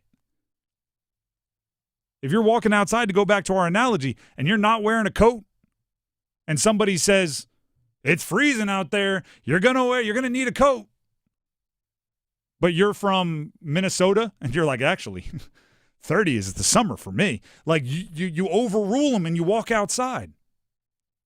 What was let's go back to the draft, right? And I'm not even saying, because I think we're past the point of like, he's a number 1 overall pick you traded the farm for, we should have higher expectations. I think the expectations of a number 1 pick are long out the door, and you're just hoping for mediocre average play consistently. But let's go back to the draft. What was his superpower? What was the reason you were drafting him number 1 overall? Not for like size and speed and arm strength. The guy's 5'10", 180 pounds on a good day. And I think we saw in the interception to Tedderell McMillan, he doesn't have a cannon. Good enough arm strength, but you're not drafting him like you were drafting Josh Allen or Anthony Richardson, going like, there's this unbelievable ball of clay that we can mold. You drafted him because he was a fact book, because he had an unbelievable recall, because he had great understanding of offenses, and he handled everything at Alabama. All right, if that's you, do it. Do it. If Tedderell McMillan only has 4 targets You know what? And I don't even think you have to be, I probably just sold that the wrong way. I don't think you have to be the most obviously intelligent, everybody thinks you're a football IQ guy in the world. Sometimes you just have to be an athlete on a team. One of my favorite stories is if you ask Shaquille O'Neal who his favorite point guard was in his entire career. Keep in mind, three NBA championships with Derek Fisher. He played with Gary Payton. He went on to play with Rondo. He went on to play with Steve Nash in Phoenix. He went on to play with all these guys. Do you know who he picks? White chocolate. Jay Williams. Jason Williams. Great. He was great. Man. He was great, too. Yeah, what he actually picks, I tell that guy white chocolate.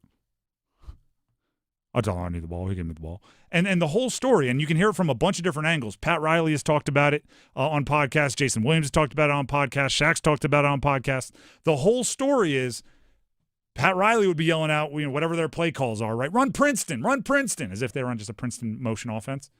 And Jason Williams would look at him and say, no, the big fella needs a touch. And he would overrule everything else, and he would dribble to the wing, post-entry play to Shaq. Because he had, Shaq had sprinted up and down the floor 4 times and didn't get the ball, right? And if you do that too many times, you're going to lose his effectiveness. That's understanding your locker room. Teteroa McMillan is your number one. He's 6'4", right? He's got great hands. He's this unbelievable player. Before yesterday, probably in line to be the offensive rookie of the year. He's playing through a sickness. Showed up the day of and got put questionable on the injury report because of an illness, and he said, no, I'm going out there for my guys. You got him 4 targets. He didn't have a catch till there were 3 minutes left in the game, and it was for 5 yards on 4th and 17. Yeah, overrule the coach. Sorry, coach. We need to get the big fella involved. I'm dribbling to the wing. I'm throwing it into the post because he's Teteroa McMillan, and he's laying it all on the line for us. And, by the way, he got open downfield, and I underthrew him, and it got intercepted. That's on me. I owe him one. I went back, by the way, watched every play, but I wrote down what happened on all 4 targets for T-Mac. First one, he fell down. Happens. Not great. Bigger guy, you want to stay shoulders over toes. We can get technical on your form. Number 2, really weird play. He was running a corner route. Bryce threw it upfield. He flipped his shoulders, which is tough to do. Threw one hand at it. Probably should have thrown 2 hands at it, but none of it mattered because Xavier Legette lined up like a yard and a half past the line of scrimmage, so it would have been called back anyway. Third, the interception. Great play design, big play waiting to happen. Bryce way off target. And then the 4th and 17, and that's it. Get him involved. Get him involved. Whether your coach wants to or not.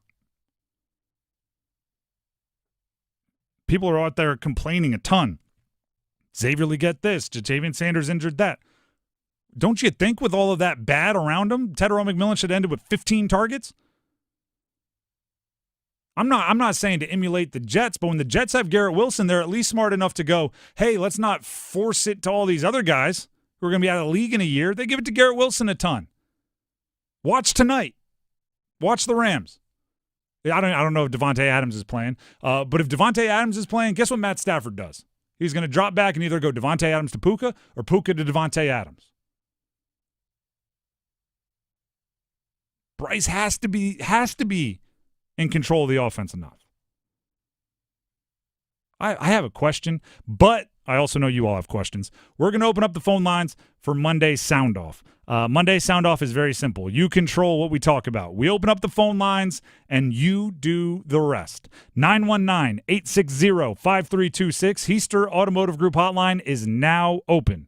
919-860-5326. If you want to talk Bryce, anything else about the Panthers, Dave Canales. You want to talk Canes, college sports of any kind. Even if they're not the local team, we'll allow it. The number to call is the Heister Automotive Group hotline, 919-860-5326. Monday Soundoff coming up next. Hey, folks, Dennis Cox here for my friends over at Loan Pronto. The best financial move you can make this time of year? How about lowering your mortgage rate to 4.99% fixed APR, the lowest rate in years? How about getting up to $500,000 out of your home equity in the process? You can do it now by calling Loan Pronto. With Loan Pronto's Rapid Equity Loan, you can get out a ton of cash, pay off all those high-interest credit cards, and skip up to 2 house payments. One homeowner just got $300,000 approved in under 24 hours. They wiped out their credit cards and 2 car loans and saved $2,100 a month. Don't wait, folks. There's no hard credit pull up front, and you probably won't even need an appraisal. Just fast, easy cash from your home's equity. Act now. Call 919-381-1760 or visit loanpronto.com. Start 2026 by wiping out all those high-interest debt and lowering your bills by thousands. Call 919-381-1760 and see how much cash you can get today. Loanpronto.com. Equal housing lender, NMLS 166171, APR for well-qualified buyers. Visit NMLSconsumeraccess.org. Get crazy, Canes fans. It's hockey night in Carolina. It's your Canes and the Rangers. Nystrom to Aho. Aho, he'll drop it back. Shot by Rose, he scores! Storm Watch with Adam Gold at 6:30. Puck drop at 7. Out of the box comes Svechnikov, and Svechnikov's on the break.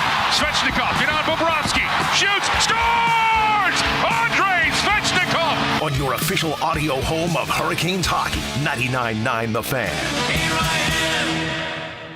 Get in the zone, AutoZone. Charlie's battery is struggling to start. Not ideal before the tailgate, so he goes to AutoZone. Welcome to AutoZone, where a friendly AutoZoner tests his battery for free. Looks like he needs a new one, so he gets the Duralast battery. have fun and stay warm. And he makes it to the tailgate early enough to get his favorite spot. Free battery testing and charging. No hassles, just help. Get in the zone, AutoZone. Restrictions apply.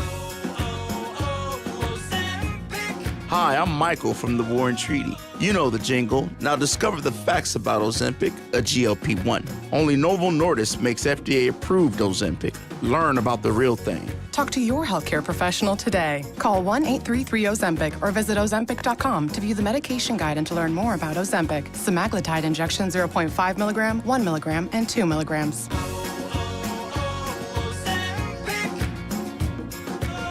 I can't believe how spotless my floors look after using the Swiffer Power Mop. No more dragging around a heavy mop and messy bucket. Now I get the same deep clean without all the work. Thanks to the powerful solution and scrubbing pad of the Swiffer Power Mop, dirt and grime don't stand a chance, and I don't break a sweat. Mic drop. Mop drop. Swiffer Power Mop.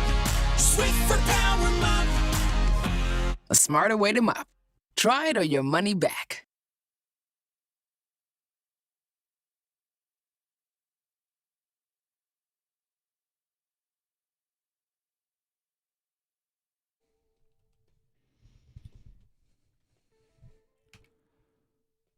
The Drive with Tim Donnelly, 99.9 The Fan. I am excited, as I often am about this time of the week, this time of the Monday show, because it's called Monday Soundoff. It's where we open up the Heister Automotive Group hotline. There it is. You know the call. And we go to you for your takes on what's happening in the sports world. The Heister Automotive Group hotline, the number is 919-860-5326. And if you don't get through, keep calling, because as this segment goes along, lines open back up. It's kind of how it works. We go to Escobar in Jacksonville first. Escobar, welcome back into the show. Happy to hear from you. Go ahead and sound off.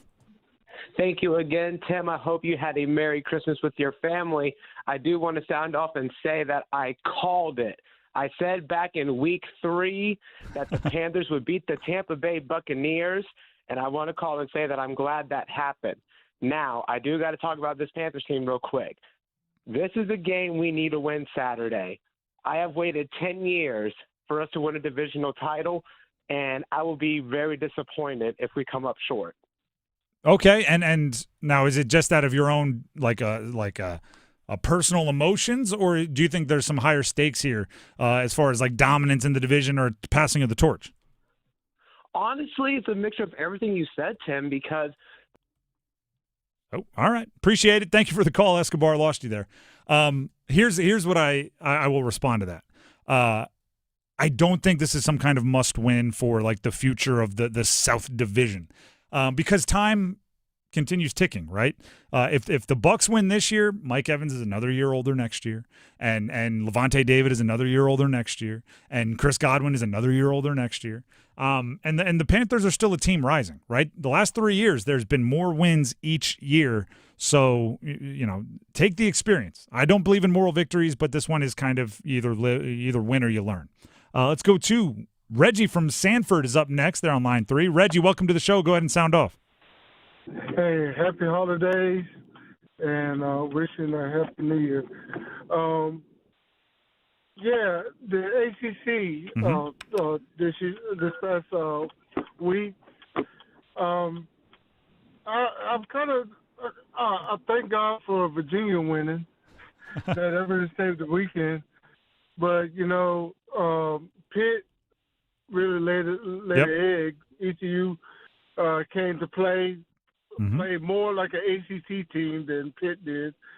Clemson played like Freddie Kitchens' offense, and with Pitt. Yep. When Penn State came to play, but yeah. So you're a little underwhelmed, is what I'm getting at, Reggie. Yeah. All right. Yeah. I'll fight back just a little bit on that, and I appreciate the call. As always, Reggie, call back in anytime. Don't forget, just because they happened earlier on, State won. Miami has already won a CFP game. Louisville won. So there's been some bad losses. Georgia Tech was in the mix against BYU. There's been some bad games, but also, Virginia beat an SEC team in Missouri. So there's ups and downs is what I would say there for the ACC. Phone lines are open, 919-860-5326 for all of your takes, whatever you want to talk about. We're here for it. Gray in Raleigh is up next on the Heaster Automotive Group hotline. Gray, welcome to the show. Take it away. Hey, Tim. Thanks. Hope you had a great holiday. Sounding off on the Panthers, kind of want to generally talk about the offense and my thoughts. I do agree with everything you and a lot of people are saying. I think Bryce needs to be a lot better, and if he isn't the guy, certainly find somebody else.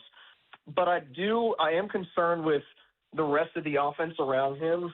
T-Mac is great. He's a great receiver. He drops a good handful of balls. But when you compare the Panthers to other offenses, I think it's very clear that we're lacking in a lot of areas right now compared to what we could be in the future. When you look at the Rams and they have Puka and Devontae Adams and Colby Parkinson, or the 49ers who have Jawan Jennings, Pearsall, and arguably top 5 running back, and Christian McCaffrey. We have decent players that are helping to elevate compared to last year and the year before, but I still don't think we have the talent that matches some of these other fantastic teams. And when you take that and put it against arguably the best defense in the NFL, I think it makes it harder for us to succeed. Now, add a year or two, get some more players in the draft and in free agency, and I think we're going to keep elevating and get to that point. I don't think we're going to be getting to the Super Bowl this year, and I don't think anybody expected that. But I think with all that in mind, I think it's fair to take a little bit away from Bryce, despite what you're saying, and I agree with you about the quarterback being the top position that makes all the difference in most of sports. But I think with each year coming, we're going to get more that helps, whether Bryce is the guy or not. I'm kind of happy with where the offense is going and what we're adding to this team, at least on Dave Canales' second year. All right, I'm going to push back on some of that, but thank you very much for the call. The thing I would push back on that is, if you want Rams or 49ers, they're great for a reason. Right. And by the way, it's not easy to put together those skill groups. What was George Kittle was a mid-round pick. Jawan Jennings was a 7th-round pick. Brock Purdy was a 7th-round pick. Yeah, if you're going to hit on players that are going to play great in the second half of the draft, you're going to have a really exciting team. Puka Nacua is a 5th-round pick. The Panthers' 2 starting wide receivers are first-round picks in the last 2 drafts. Their running back, they paid a nice chunk of change to because he was a 1,000+ yard rusher. We're talking Chuba Hubbard there. And Rico Dowdle has well exceeded his contract. By the way, I think he's 7 yards away from $1 million contract incentive. 7 yards away. Not 6. I mean, he averaged almost 5 yards a carry this past week, right? That's a carry and a quarter, and he gets $1 million. Offensive line, Robert Hunt's hurt, but very good. Damian Lewis, very good. Ike Ekwonu, top 10 pick. Like, how much more do you want to put on the offense? Starting quarterback, number 1 overall pick. How much more investment do you need to put in the offense? Who's next up? Paul. Let's go to Pat from Durham. I want to make sure I'm calling on people as they've patiently waited. Pat from Durham, welcome to the show. Go ahead and sound off. Hey, how you doing? I hope your Christmas went well. Mm-hmm. That is, absolutely. Hopefully yours as well. Yes, thank you so much. And, well, a couple of things. First off, what a great day Saturday's shaping up to be with a couple of do-or-die situations in football. And everybody's wondering why in the world Sunday night they're having Pittsburgh and Baltimore, and that's because they got about 20 million more fans than the guys that are playing on Saturday. Everybody's a Pittsburgh fan, but Sunday night's going to be a great game too. My question to you is, being a Washington fan, if and of course they're playing their way out of the top 10 in the draft, but with the defensive end help that they need, but a great running back helps a quarterback a lot. If Love is there at their pick, would you suggest them getting Love to take some pressure off Jaden Daniels or going defense? Okay, I appreciate the call, and you're talking Jeremiah Love, the running back from Notre Dame. I do not advocate for the running back in the first round. Not at this point. The running back should be the last thing you get. And actually, what was I just talking about with the Niners and the Rams? Right, you got to hit on some difference makers late in the draft. You got good old Bill Krosky Merritt from the 7th round, just had 100 yards and a long touchdown. See if he's something there, and go to the positions: edge rusher, corner, left tackle. Like, if you're drafting near the top of the draft, fill the ones you need to fill. The Drive with Tim Donnelly, 99.9 The Fan. We go out to Selma. Bob from Selma is on the Heister Automotive Group hotline.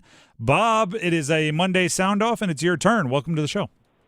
Hey, thank you, guys. I'm going to get on to the Canes. Okay. Well, we missed that week, like you said. That first Panthers game, what do we got to do in order to get a penalty? Guys straight board slaving, no call. Well, we ticky-tack, barely touched somebody. 2 minutes, minor, in the box. And then the Jarvis, like, how was that not called? That was a massive tripping that led to an injury. They just ignored that. And then to top it off, going into overtime, Rodriguez punches one of our players in the face and still allowed to play in the shootout. I'm like, dude, anything that should at least been roughing, you think. But no. But then what really irritates me about is last night the Islanders player slashes a guy on top of his foot, and they eject him and suspend him. Like, is there any consistency? Do we have to start donning Panthers jerseys in order to be able to just run around and do what we want on the ice, injure people, do whatever you want? Like, it makes no sense to me. It's either that or Lee's got something out against the Hurricanes, man. Bob, I want to thank you. I don't want to cut you off, but I'm just excited. So thank you for calling in. And part of the reason I want to thank you is because you've given every radio host what they want, which is something that they wanted to talk about so desperately, but it was early in their vacation, and they know that by the time it comes back, it's going to be stale. You've given me a chance to go back. Bob. So thank you very much. Well, you have a good day, man. You too. Here's how it goes. The collapses in Florida and Tampa, I think, are both uncharacteristically Canes and characteristically Canes. Uncharacteristically, and there were some really weird decisions from guys like Svetch and Aho that led directly to some of those goals. And those are guys that have been in the system long enough that they know better, they should know better, and they don't usually do that. It is characteristically Canes in that they got pushed around a little bit, and they didn't have the dudes to go out there and settle it.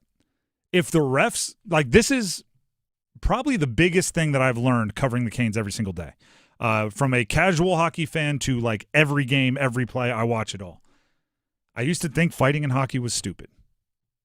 I still think inherently there's some stupidity to it, but it gives you something if the refs aren't going to take it into their hands. If they're not going to make the calls, and I'm not saying you got to immediately drop the gloves, but there has to be the threat of it, right? It can't be another team does what they did to Jarvis and take out one of your best players And as soon as they look around and don't see a ref getting ready to make a dramatic call, they don't go, whew, got away with it. Once they do that, they have to look around and go, all right, the ref didn't do that. I better where we play these guys again in 2 games? Oh, like you have to be worried about it, or else there's no deterrent to keep doing it.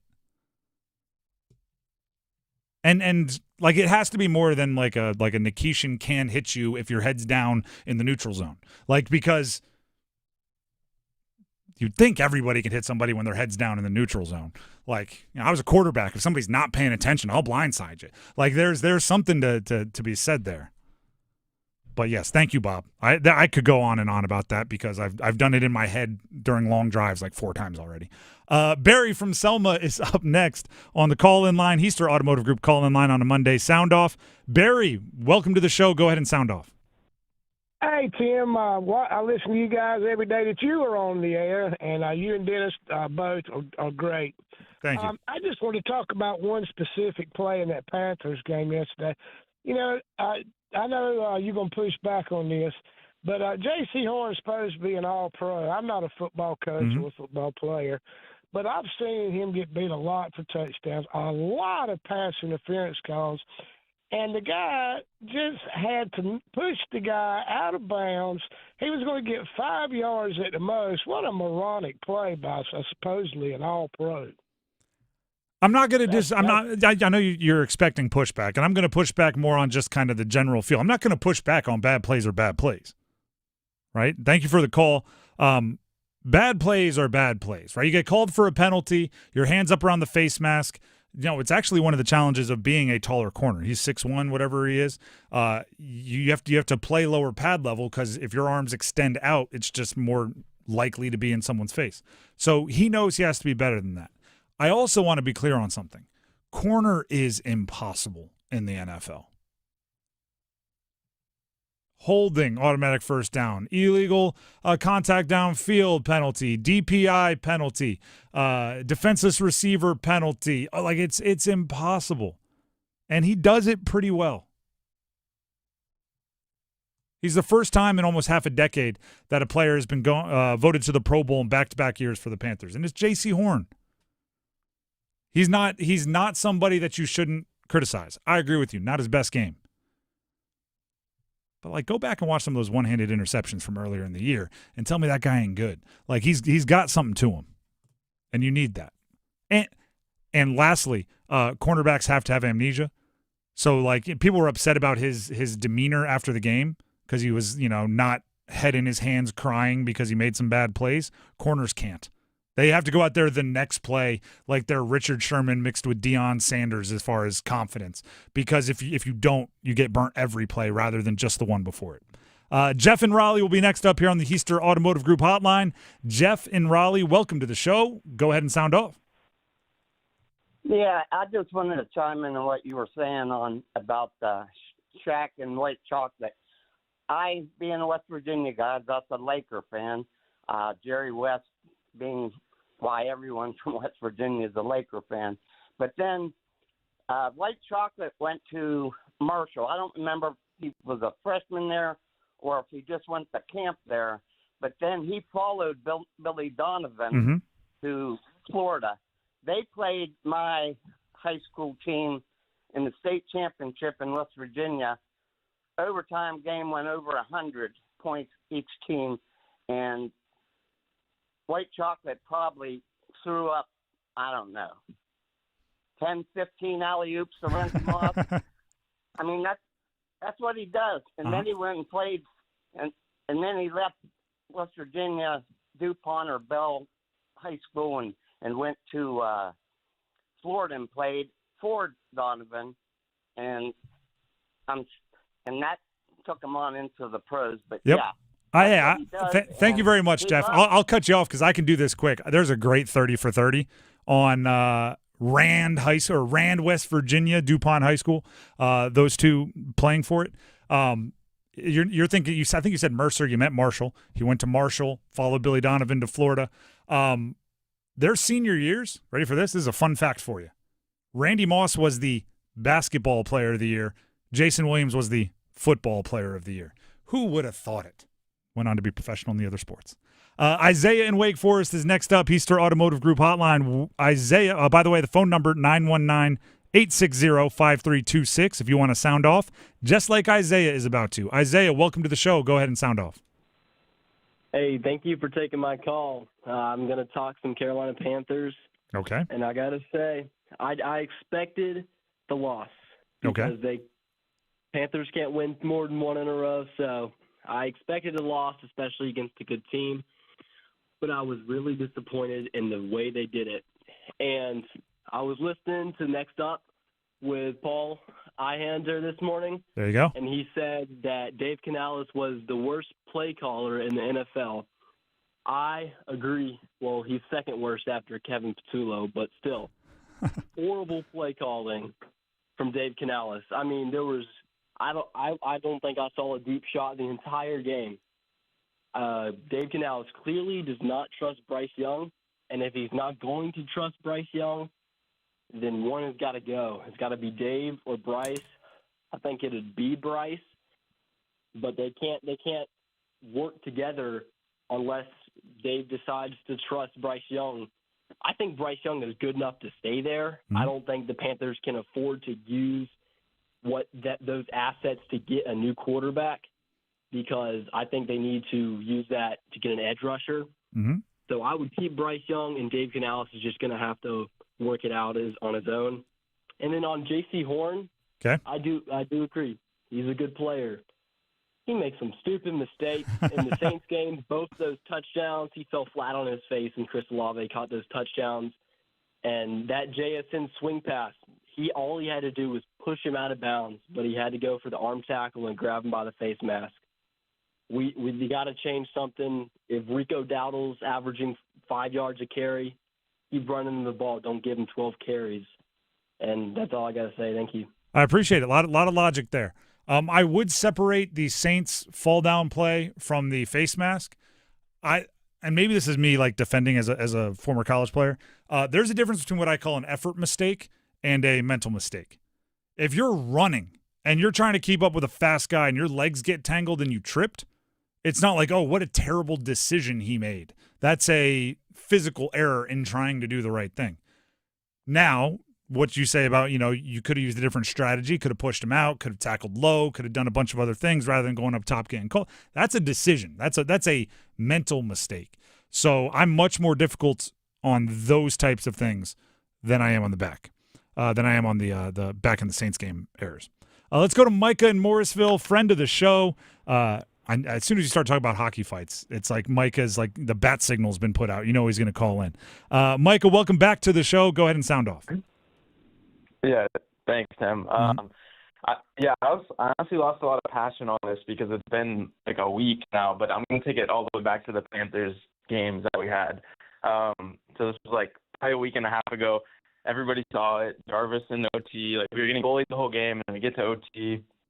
Jarvis in OT gets tripped by Evan Rodriguez. Who knows what's wrong with Jarvis? Some people say broken ribs. We don't know. Mm-hmm. But the lack of response was insane to me. If change it, do the other way around. If Jarvis trips Evan Rodriguez right there, the two players that are on the Panther squad are absolutely going to demolish Jarvis. If Jarvis tripped Evan Rodriguez in overtime, they'll take a penalty, but they would be over Jarvis on the ice, punching his face in. Even though it was an accident, they would have jumped him. The Canes did absolutely nothing. Okay, blah, blah, blah. Yeah, we lost the game. Cool. It's mental. And then we have a chance to play them at home like 5 days later. Still literally no response. I mean, KK was trying to. Evan Rodriguez is soft. But it's mental with the Canes against the Panthers. I know we won recently. Cool. But, like, we know we're going to have to play the Panthers in the playoffs. And will we beat them? Probably not, unless something changes. And you know what needs to change? Grit and physicality. Like, we've learned that. And I don't know how many times we have to learn that, because it's just going to happen again in the playoffs, and we'll lose to them again. So that's all I have. We need to add multiple people that have size and grit, or else it's just going to be a repeat. I appreciate it, Micah. I look to you for that exact response. So thanks, Micah.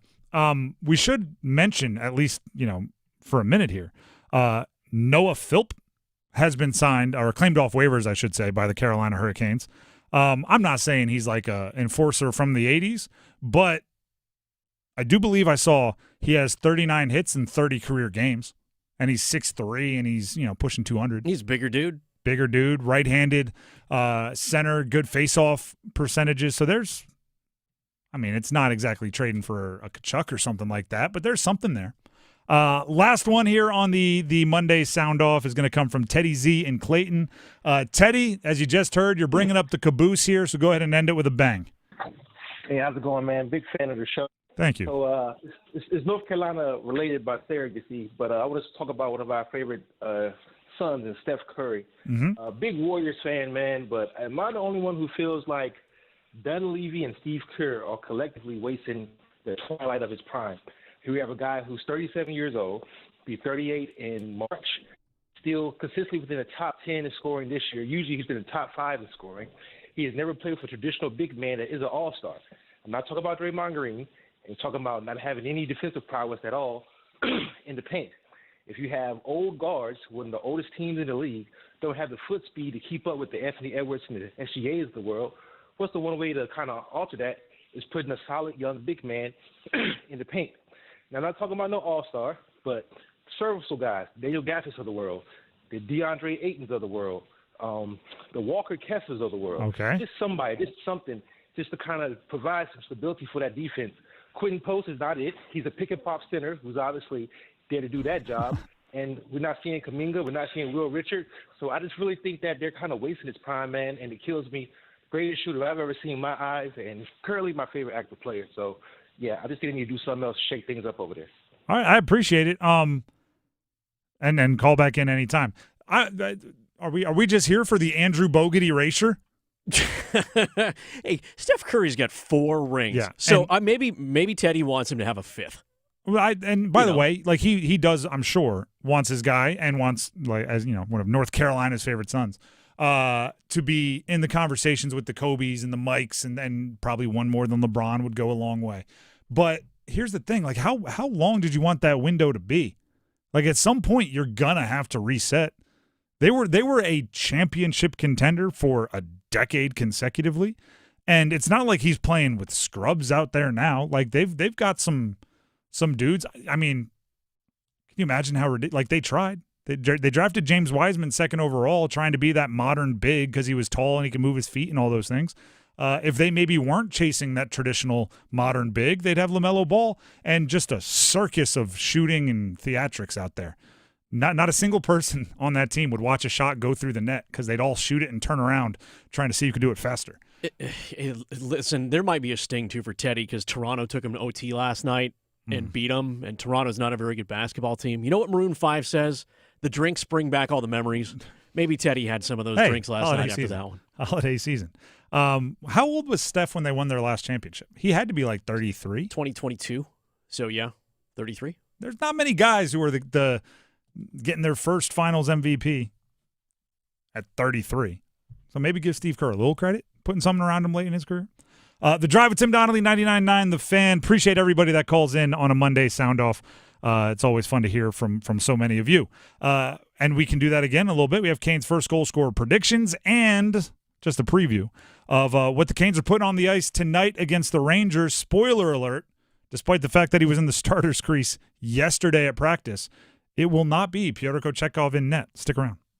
Adam. I'm Adam Gold, and I'm there. Tim. I'm Tim Donnelly, and I'm there. Dennis. I'm Dennis Cox, and I'm there. Victoria. I'm Victoria Bodenecker, and I'm there. Paul. I'm Paul Eihander, and I'm there too. You'll find them all here on the brand new 99.9 The Fan app. To work, to school, the beach, the mountains, the arena, take The Fan with you wherever you go. Available for Apple iPhone and Android phones. Download the 99.9 The Fan app today. Powered by Aspire Money Management. At First Carolina Bank, we pride ourselves on building relationships and doing the day-to-day things in banking extremely well. Experience the First Carolina way for yourself or your business today. Visit firstcarolinabank.com. First Carolina Bank, member FDIC. Dauntless Transmissions has been the trusted transmission shop in Raleigh for more than 27 years. But why do they call it Dauntless Transmissions? Well, dauntless means showing fearlessness and determination. Now, the experts at Dauntless Transmission are dauntless when it comes to caring for your vehicle. Whether that means a total transmission rebuild, complex engine or brake service, or just a routine tune-up, your vehicle will be dauntless when they're done with it. Visit DauntlessTransmissions.com. Dauntless Transmissions, your local source for exceptional service. It's bow time. A leg and thigh dinner from Bojangles for just $6.99. Leg and thigh dinner from Bojangles for just $6.99. So crispy. So crispy. And juicy. And juicy. So much flavor. So much. Stop it. What are you doing? What, you expect me to get this delicious deal and not say anything? You're unbelievable. You're unbelievable. With a boldly seasoned leg and thigh, choice of fixin', a biscuit, and legendary iced tea, it's a deal so good it's worth repeating. So eat and repeat while it lasts. It's bow time. It's bow time. Dine in, drive through, or tap your favorite delivery app and have Bojangles come to you. Satisfy your craving for flavor right now with Bojangles 2-piece dinner. 2 pieces of Bojangles dark meat chicken, your choice of fixin', a biscuit, and iced tea for just $6.99. That's right, just $6.99 for limited time at participating Bojangles. What are you waiting for? When you're hungry, it's always bow time.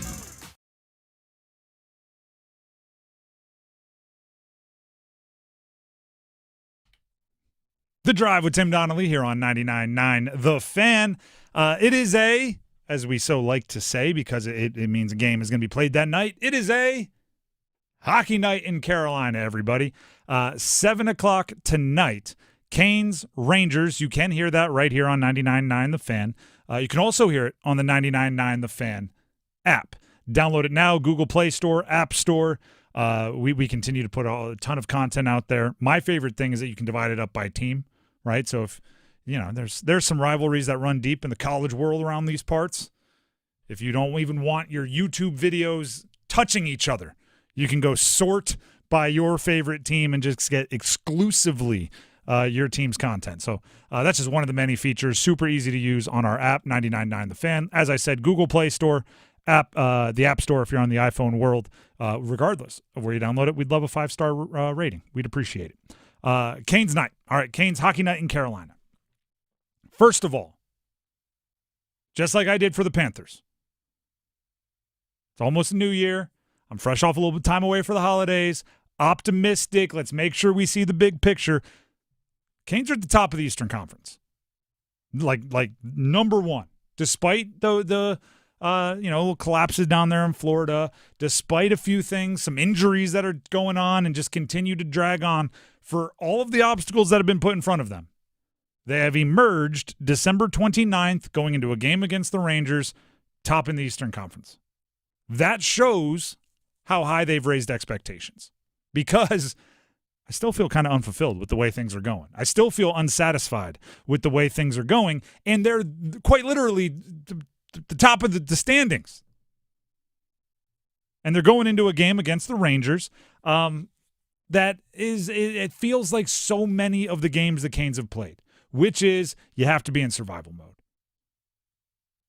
They're still tweaking things, right? I mentioned earlier that in the time I left, Logan Stankoven changed positions. In the time I left, Seth Jarvis got hurt. And by the way, at the time I left, it's not like I've been gone for a month. I was gone for a week.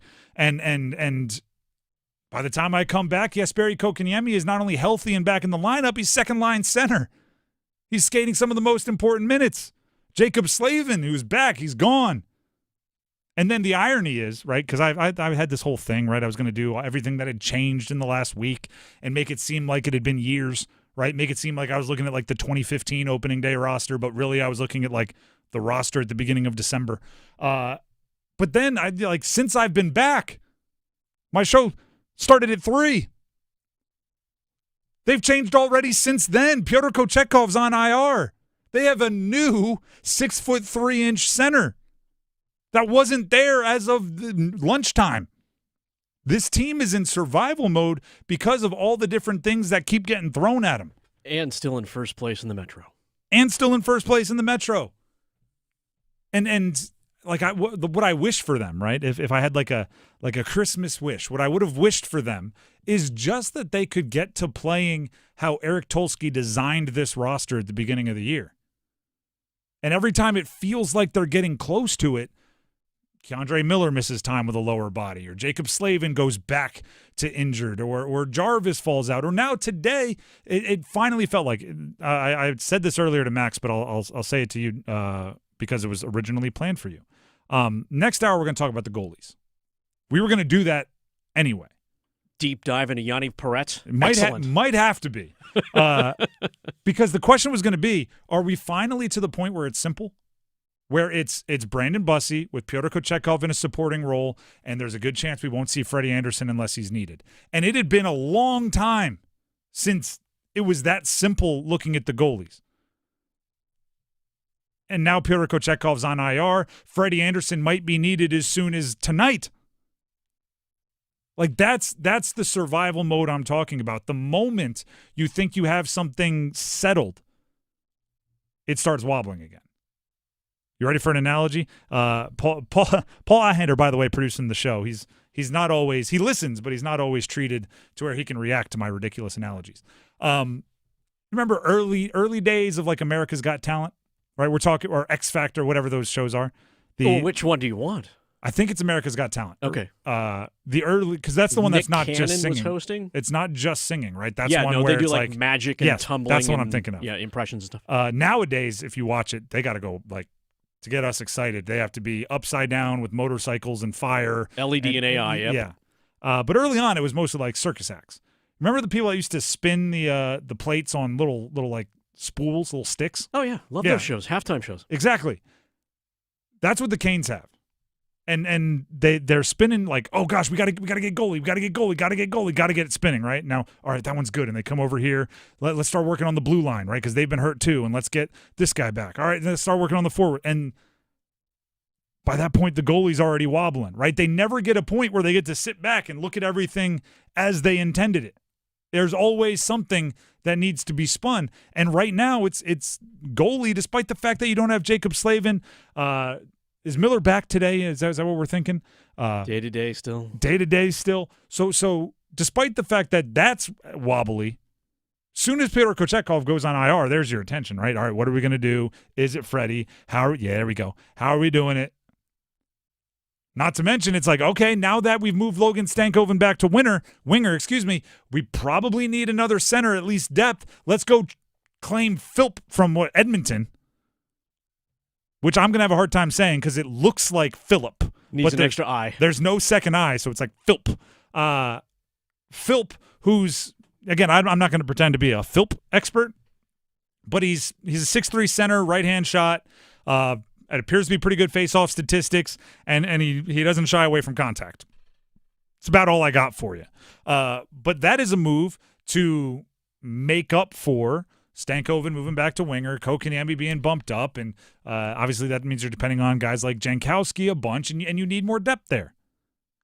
Okay, now that you have that settled, that plate is spinning nicely, you come over here, you try to pay attention to the blue line. When is Slavin going to get back? Can Miller get back? In the meantime, who's going to be in those spots? Do we have to pull up Bayreuther? Like all of these things going on, and as soon as you think you got a plan for that, Pyotr Kochetkov goes on IR after yesterday practicing in full. I mean, I can't explain that one. Ingrown toenail. It's something like that. Rod is supposed to address it here, like it right might now, be like right now. Yeah. 4:45 he was scheduled to speak. They're not always, they're not the Greenwich Mean Time or whatever. But it's. Hopefully we'll have more information in the next couple of minutes here, and we'll pass it along to you as we hear it. But like I want to go. This is going to sound crazy. I want to go back to the old days of complaining about Andrei Svechnikov going to the box too much. I want to go back to the old days of complaining about how does Pyotr Kochetkov end up with his skate or his stick. Behind the goal 3 times a game. I want to go back to where's Killer Aho? Why doesn't he have the killer instinct? Like those are conversations that mean everything else is good. You only complain about those when other things are okay. Instead, they're going into a game against the Rangers, who, by the way, it's the NHL. Everybody has injuries. JT Miller's out. Adam Fox is out. And who is it? Sam Carrick is day-to-day or something like So they're dealing with some things, but they're going into a game with the Rangers, and instead, I don't know who's going to be in goal. I don't know who's going to be playing on the blue line. I don't know. There's too many bigger things to deal with for me to even turn around and talk Andrei Svechnikov, who's playing well. I wrote down a line from Adam Gold on Kane's Corner. I was listening to during one of the drives. I need to hit a thing. Breaking here. news? Yeah, I'm going to hit it really hard. This is going to get really hard here. All right, this is breaking news. This is team reporter Walt Ruff, Carolina Hurricanes. We all know him really well. Rod Brindamore in the pregame has shared that Pyotr Kochetkov is having surgery to fix the lower body injury he's been dealing with this season and is probably out for the year. Wow. This is 60 seconds ago. More updates. Bussy will start tonight from Walt Ruff. So the wheels on the bus will go round and round. Yeah. And Keandre Miller is still a game-time decision, just to pass some more things he along. took that puck off the skate, still messing with him. All right, that seems very abrupt for the Pyotr Kochetkov decision. If it's something he's been dealing with, and then he's at practice as a full participant yesterday, and now 24 hours later, that seems very maybe it's there was a straw that broke the camel's back in there somewhere. A tweak, or where it's just not working and it's just not flying for him. Does this put the Carolina Hurricanes back in the trade market for a goaltender?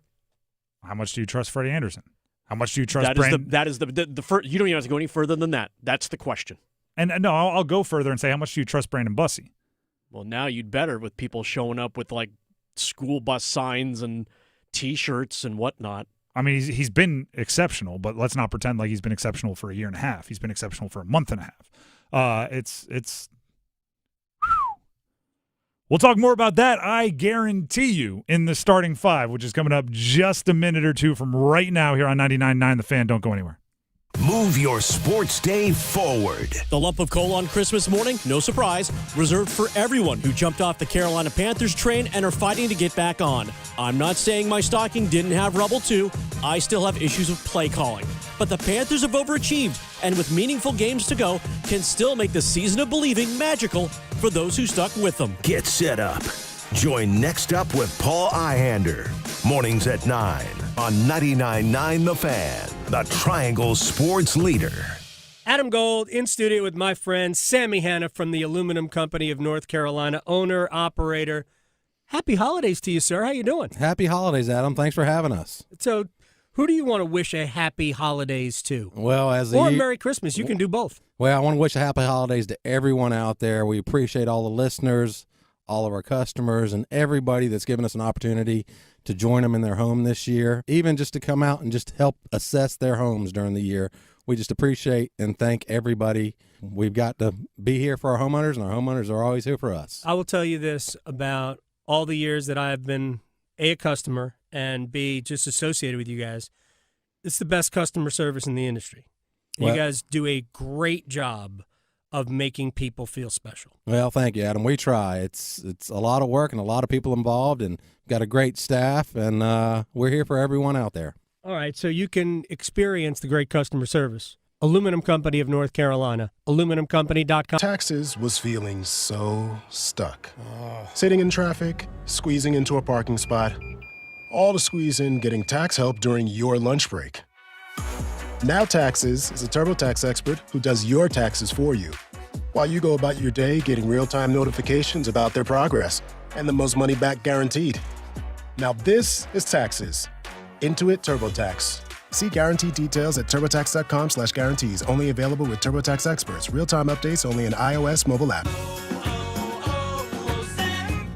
Hi, I'm Michael from the War and Treaty. You know the jingle. Now discover the facts about Ozempic, a GLP-1. Only Novo Nordisk makes FDA-approved Ozempic. Learn about the real thing. Talk to your healthcare professional today. Call 1-833-OZEMPIC or visit Ozempic.com to view the medication guide and to learn more about Ozempic. Semaglutide injection 0.5 milligram, 1 milligram, and 2 milligrams.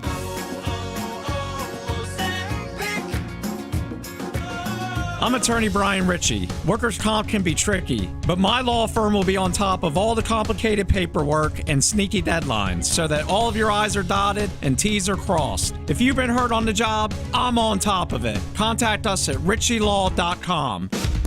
Broadcasting live from the Lenovo Studios. WCMC HD1 Holly Springs. 99.9 The Fan. The Triangle Sports Leader.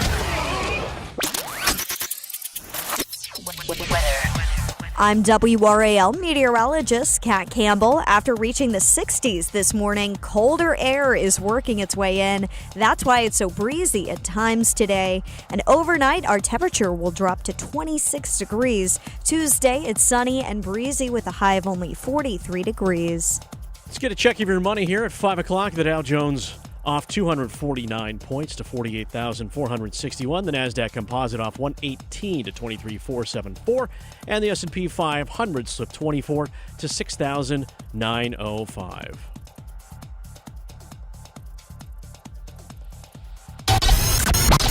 It's 5 o'clock.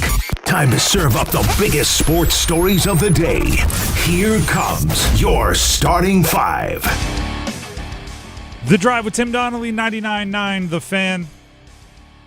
It is 5 o'clock, and we've already had to change the starting five. And we'll start with the audible. Let's get to number 5. Number 5. The news breaking less than 10 minutes ago, because Rod Brindamore spoke with the media ahead of their game, Carolina Hurricanes game tonight against the Rangers.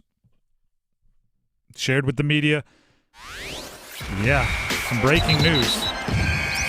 His 26-year-old goaltender's lower body injury was breaking down enough that it needs to be dealt with. Pyotr Kochetkov is having surgery to fix the lower body injury he's been dealing with this season and is, quote, probably out for the year. That reporting from Walt Ruff, Canes team reporter.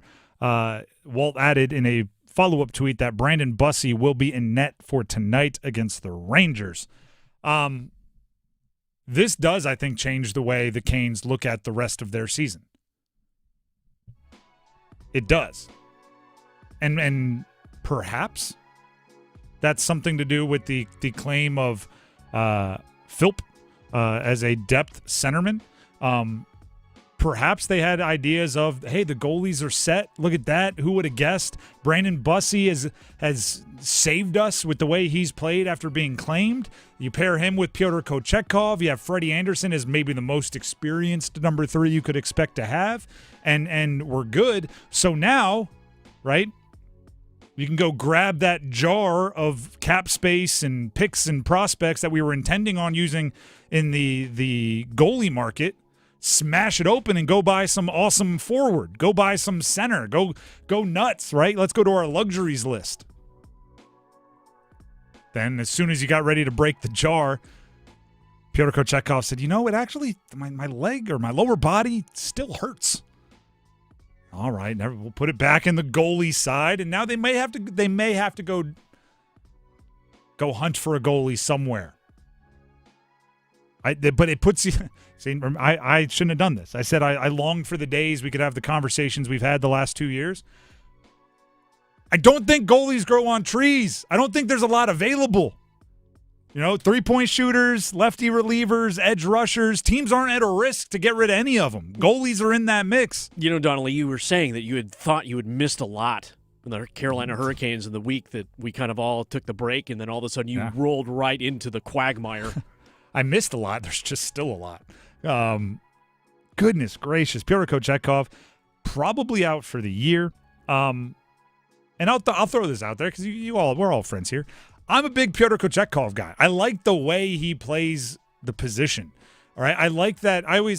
The way I describe Pyotr Kochetkov to like casual fans that ask me about him, just people that like going to games and cheering for guys. I think most goalies, if they were to wear like earbuds during games, they're probably playing like classical. They got some Mozart in there, right? They just want to stay calm, stay locked in. And I actually think Pyotr Kochetkov is playing like Metallica. He's playing like something. He's playing something to get jacked up, and I respect that. I think it's cool. He's a goalie that plays like a off-ball linebacker. Like I like that. And I'm not saying there's a right or a wrong. I'm just saying it's kind of my personal taste. So him being out for the year is a bummer. Do you know what becomes wildly important now? You did find Brandon Bussey.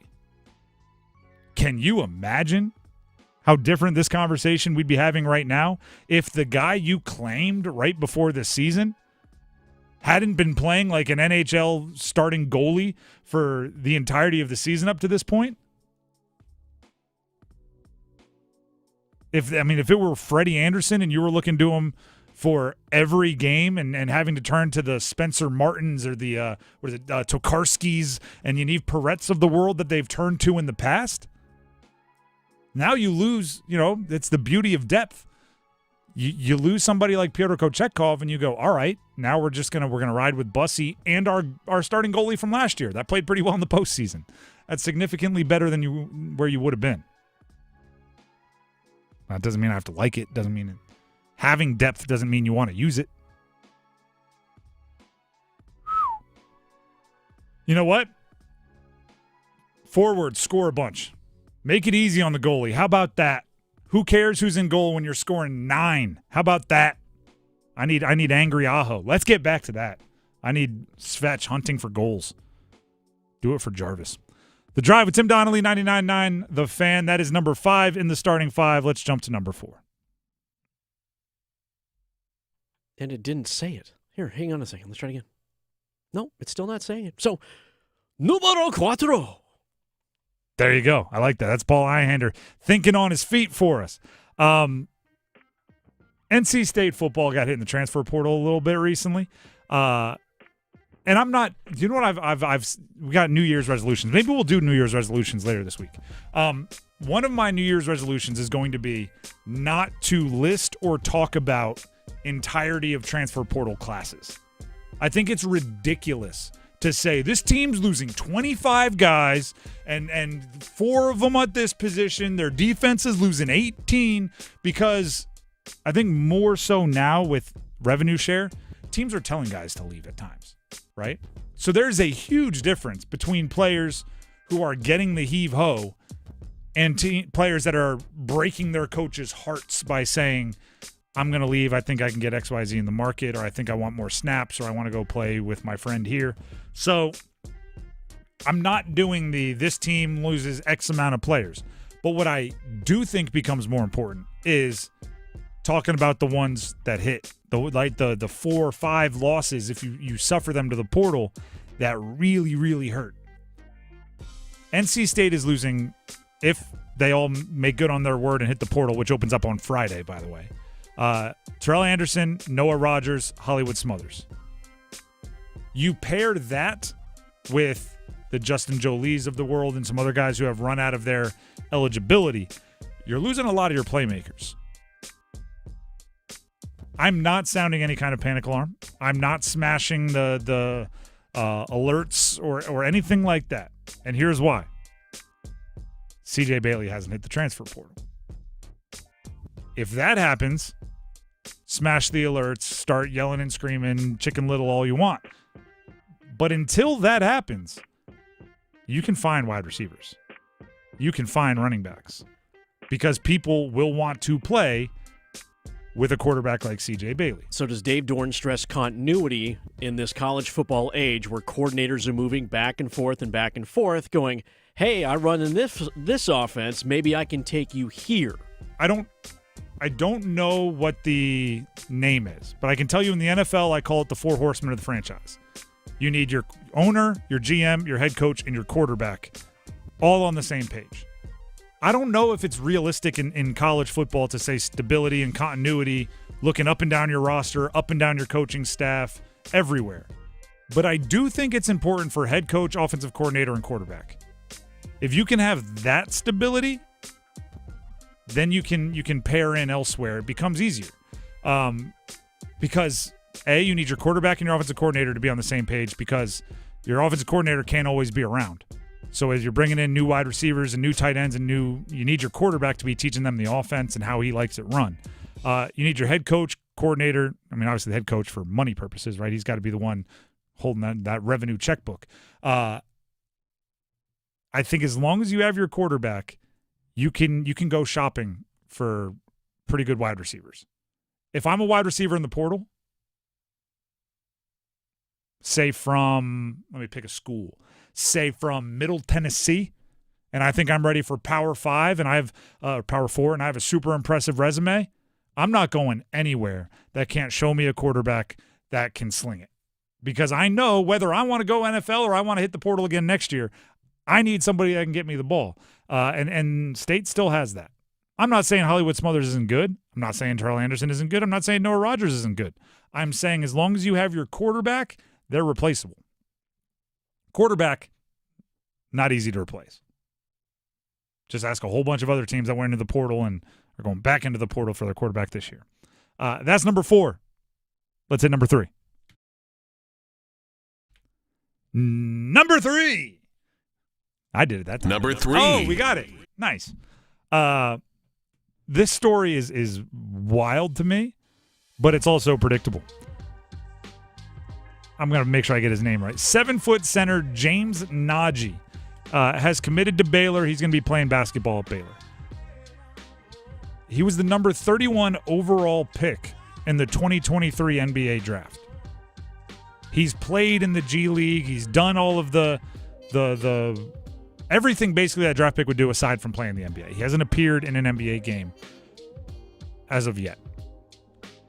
First of all, I believe the Knicks still own his draft rights. They still own his NBA rights, which makes it really weird. If he's playing for Baylor and he, like, let's say he has a really big conference tournament and then they draw Duke in the second round and he has a gigantic game against Cam Boozer, who's an expected NBA guy, and he puts up 25 and 13.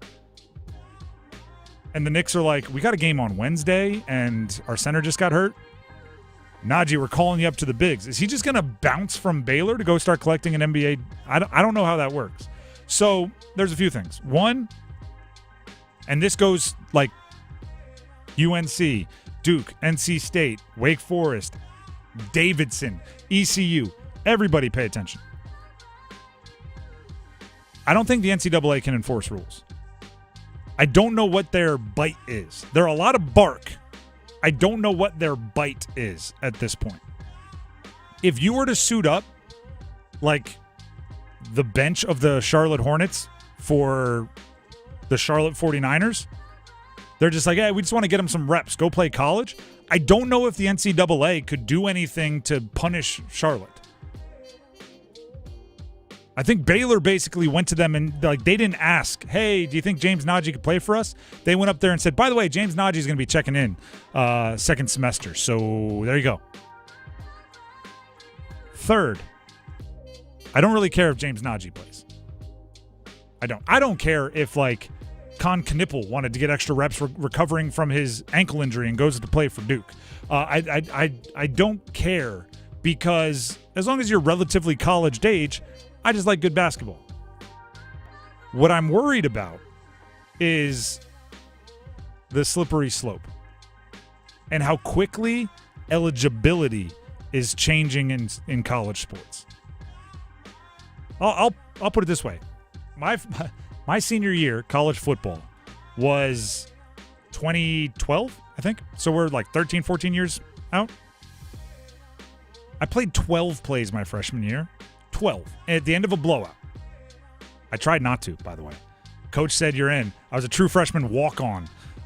Coach said you're in. It was the end of a blowout. They want to get our starters out, and I was the backup. I said, Coach, no, I want to protect my red shirt.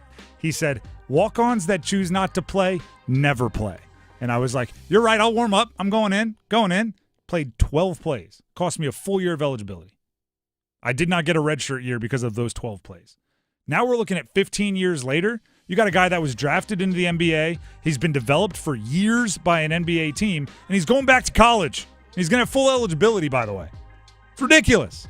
How did you get there? Well, you didn't jump from where they were my freshman year to now without a million little steps along the way, right? First, a college football players can play in 4 games, and maintain their redshirt eligibility. And then it was COVID. Well, we'll just give everybody on a COVID year an extra year. Then it was the waivers, right? You could apply for waivers and hardships and everything. And all right, now, yeah, you're in. Then there were JUCO lawsuits. Thanks, Diego Pavia. If you play in JUCO, you can keep playing forever, I guess. There were lawsuits. It's still going on. It's full Tommy boy, man. Yeah. A lot of guys take 7 years to graduate. Yeah, doctors. Now, draft picks can be developed by NBA teams, not work out, go back and take the spot of a high school prospect. That's just wrong. And then lastly, I'm gonna die on this hill because it's not gonna last forever.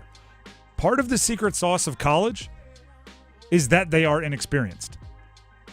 It's that they're 19 years old. That if the junior starter gets hurt in a big game, you're looking down the way at some 18-and-a-half-year-old that was in AP Econ 6 months ago and going, good luck, you're gonna have to go play UNC. Hit these free throws to win the game. And you're watching them learn about themselves. If you're like a 25-year-old that's been playing basketball in the G League for 6 years, you're not learning anything about yourself. Messed up. What number was that? 3? Let's get to number 2. Number 2. Panthers lost to Seattle 21-10 yesterday. Paul, since you're here, this is one of my struggles with the Panthers, with Dave Canales, with Bryce Young, with the Panthers as a whole. I don't know how to talk about the quality that the Panthers are for this reason. I'll use this as an example. This is where the debate started. I am a NFL draft nerd. I have a group of people. Mike Glennon is a part of them, friend of the show, but there's a bunch of others that we take the 10 top draft pick quarterbacks every year, and we each rank them 1 through 5. 1 being future Hall of Famer, 5 out of the league before the end of your rookie deal, and steps down along the way. And we all do that blindly. We send it to an email, and then after the draft, we look at everybody's, and every 6 months or so, we go back and look at, like, what'd you say about Trevor Lawrence? What'd you say? And we make fun of all the ridiculously wrong things we have. We have some good and some very bad. There's a struggle with what to do. I'll call it I like to name my theories, the Jalen Milroe conundrum. Okay. Somebody in the group came with Jalen Milroe and said he's either a 4 or a 1, but there's 0% chance he's a 2 or a 3. What do I rank him? Do I take the 4 and the 1, average it out, and put him at like 2.5, which there's a 0% chance I think he's 2.5. I think 2 is a backup for 5 years, and 3 is occasional starter, mostly backup.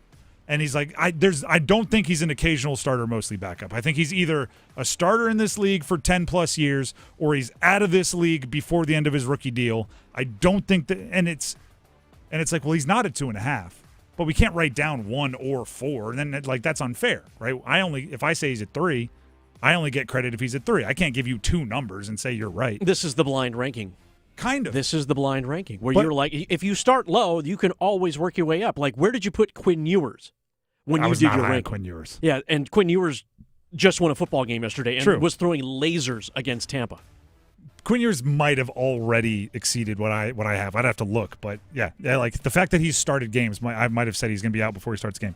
But either way, this is my struggle with Bryce, right? Bryce, after every game, right after a win, everybody's like, he's awesome. He's an above-average starter. Give him the contract. He's shown all this improvement. If it's at a 5, he's a 4. After a loss, this guy stinks. He threw for 54 yards. He's a 1. And in reality, pretty much every other game, he's been like either a 3 or a 4 or a 1, right? You can't talk about him as if he's a middle-of-the-pack starter. But if you average out all of his games, he's below to right up there kind of average, right? He threw for 450 yards against the Falcons, threw for 50 yards against the Seahawks. Does that mean he's like 250? No, right? There's absolutely, I can't think of many games where he was a middle-of-the-road quarterback. Would you like the trajectory to follow Bryce Young for the next 2 years, and you can see the career of one current NFL quarterback in the footstep, or has already paved the path, like has already walked the beach, and you can see the footsteps, and this is where Bryce Young would be. He could have a very long career and start out kind of okay and pretty much the same guy almost. I know exactly where I hope his career goes. Trevor Lawrence. Okay. And think about it like this. Number 1 overall pick. Ridiculous coaching situation their rookie year. Trevor Lawrence dealt with Urban Meyer, fired before the end of the year. Bryce Young dealt with Frank Reich, fired before the end of the year. Then you'd think the situation got better, but their play kind of got worse there for a little bit, and it was touch and go. And then this year, particularly the second half of this year, it's clicked for Trevor, right? It's him and Liam Cohen are working. They got Jacoby Myers in there, and he's unlocked something. And the last 3 weeks, Trevor Lawrence has been elite. That's what, the end of year 4 for him? Yeah. I think the second half of year 4. So that's what you hope for Bryce, is that he's going to get there. I'm not sure. And by the way, like, Trevor was making $50 million a year on his latest contract before that even happened, which was a big bet. But I guess that's the hope for Bryce.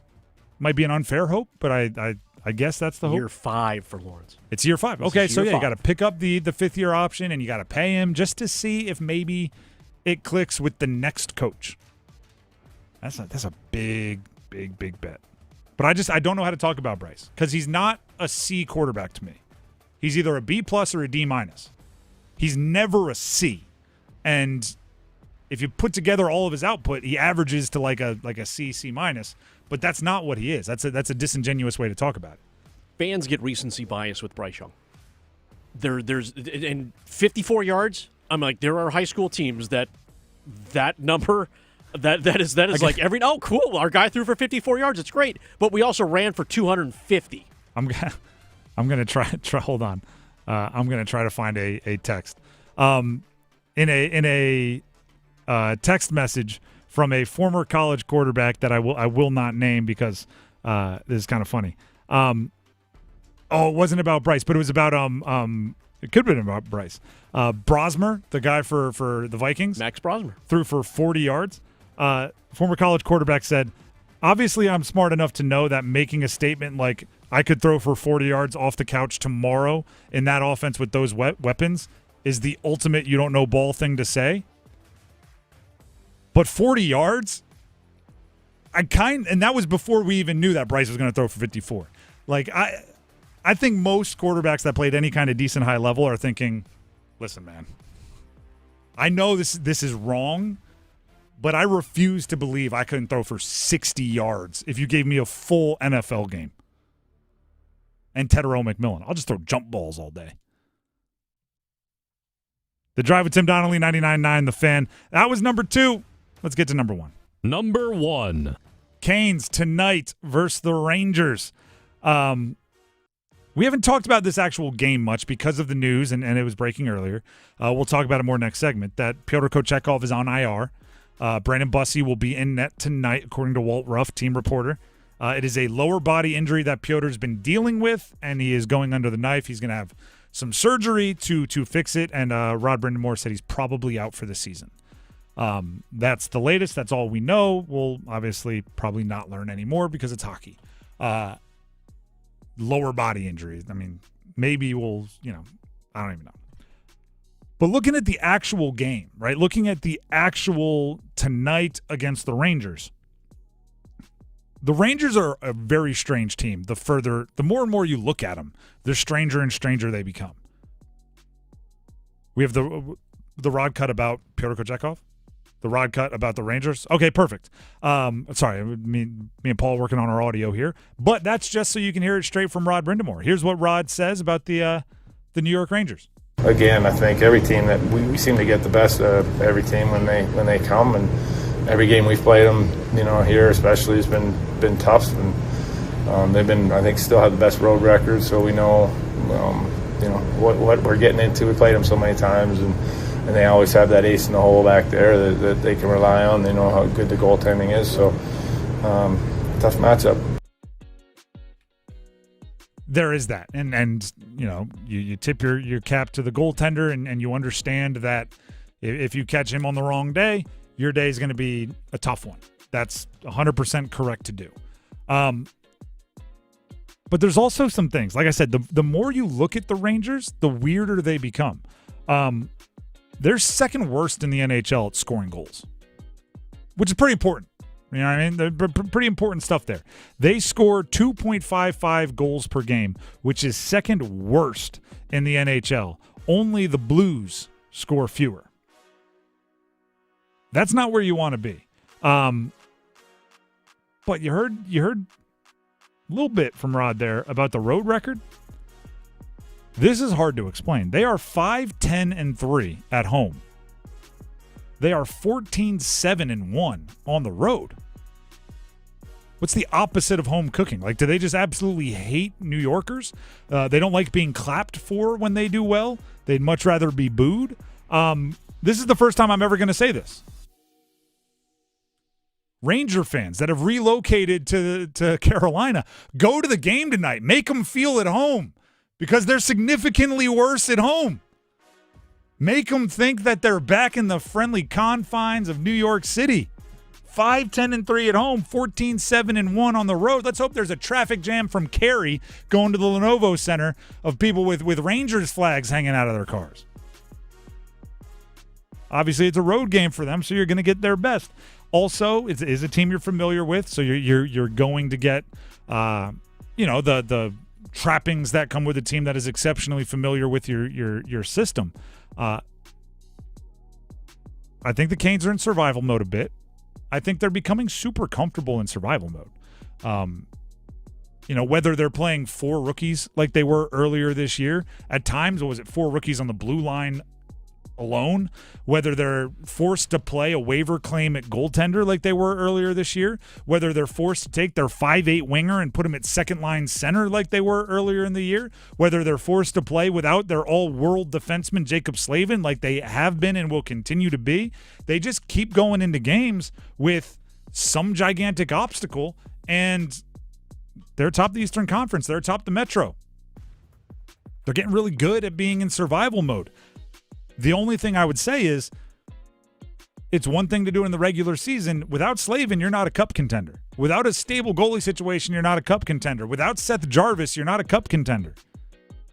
So some of these things, you're going to have to start getting the breaks eventually, or else it's going to be a really impressive and hard-fought regular season that comes up to bite you when it matters most. But for right now, I think it's a good thing to be comfortable being uncomfortable. By the way, that's always my advice to people trying to get into media, right? The first semester of colleges just ended, and a lot of sports media students around, reach out. I need to interview somebody in my industry. Is there any way you could talk to me for my sports media class? One of the things I say is get comfortable being uncomfortable, right? Talk about something you don't know a lot about into a microphone and see if you can make it entertaining. Get comfortable being uncomfortable. Take your notes away.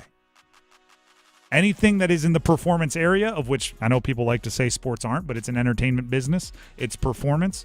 The more comfortable you are being uncomfortable, the better you'll be. Canes are really comfortable being uncomfortable this year. The Drive with Tim Donnelly, 99.9 The Fan, and their latest bit of discomfort, 26-year-old contributing goaltender Pyotr Kochetkov is not going to be around for the rest of the season, probably, according to Rod Brindamore, who told the media earlier today. We'll dive into the goalie situation for the Carolina Hurricanes coming up next. Don't go anywhere. Evan, Canty, and Michelle are unsportsmanlike. When the Eagles' offense looks wrong is when they're right. Every complaint was correct based on the way the offense looked, but that's how they win. When they looked wrong, they were right. Now, when they're trying to look right, they go wrong. Every time the offense looks bad, previously, is when they have actually won games. Mornings from 6 to 9 on 99.9 The Fan, the Triangle Sports Leader.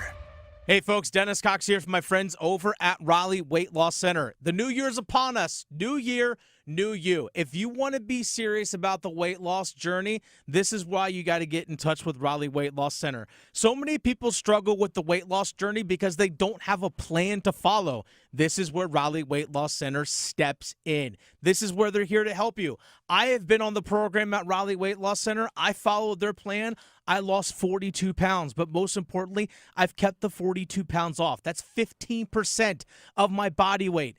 Give them a call, 919-897-7506, or visit RaleighWeightLossCenter.com. Become the new you in the new year. The Raleigh Weight Loss Center program has successfully helped thousands of people lose up to 10 to 20% of their body weight in 60 days. Schedule your free 15-minute phone call to learn more.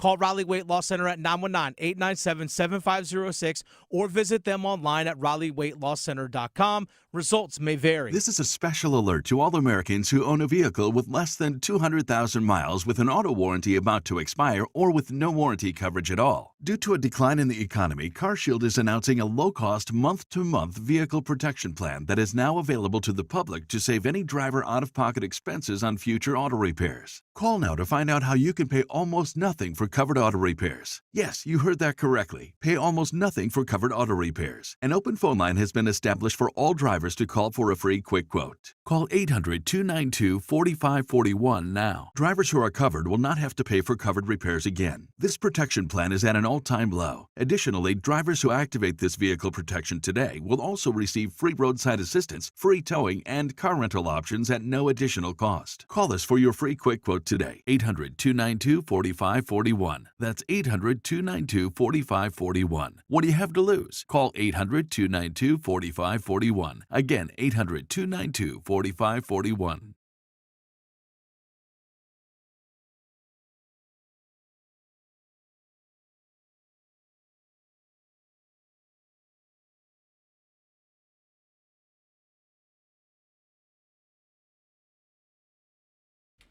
The Drive with Tim Donnelly here on 99.9 The Fan. Before we dive back into the Carolina Hurricanes, who have a game that you can hear right here on 99.9 The Fan tonight against the Rangers, there's obviously some football going on tonight as well. And that you can hear on our sister station, Buzz Sports Radio, along with Panther Talk. It's not normal. You have our program director right here with us, Paul Ihander. Hey, everybody. There you go. 6 o'clock for Panther Talk. 6 o'clock for Panther Talk, and then pregame for Monday Night Football at 7. All on Buzz Sports Radio. Yep. So, again, traditionally, we do our best to get Panther Talk here on 99.9 The Fan, but with the Canes, we want to make sure you have all of the prep you need for the Rangers game tonight. You're going to need a lot of it tonight. Yeah, there's going to be a lot of explaining. When Adam Gold gets on Stormwatch, first segment is just going to be, all right, everybody, take out your rosters. Let's start crossing some people out. Let's handwrite in some names. Let's do all of this because there's some things you need to know. You want some velvet rope stuff about Stormwatch and Adam Gold? Absolutely. He pre-writes a lot of those things, especially when it comes to interviews with Rod Brindamore. I can only imagine he just tore up the piece of paper he had of questions for Rod and just said, seriously? And it just probably just goes, okay, go. Yeah. I mean, and this year it probably happens more often than you think. this year there's all right, let's talk about Freddie Anderson. Rip that up. Let's talk about Brandon Bussey. Let's talk about Pyotr Kochetkov. Rip that up. Let's talk about the Pyotr Kochetkov injury. Let's talk about Keandre Miller. Rip that up. Let's talk about Charles Alexis Legault. Rip that up. Let's talk about Nystrom. Rip that up. Let's talk about Bayreuther. Rip that up. Let's talk about – I mean, it is pretty crazy how ridiculous it's gotten. But, you know, it's I struggle with this. I struggle with this for a few reasons. Actually, let's get the basic details out. Pyotr Kochetkov on IR, if you haven't heard that news. That was, an hour ago we learned about that one. He was in the starter's crease yesterday. He participated in practice in its entirety. He was a full participant.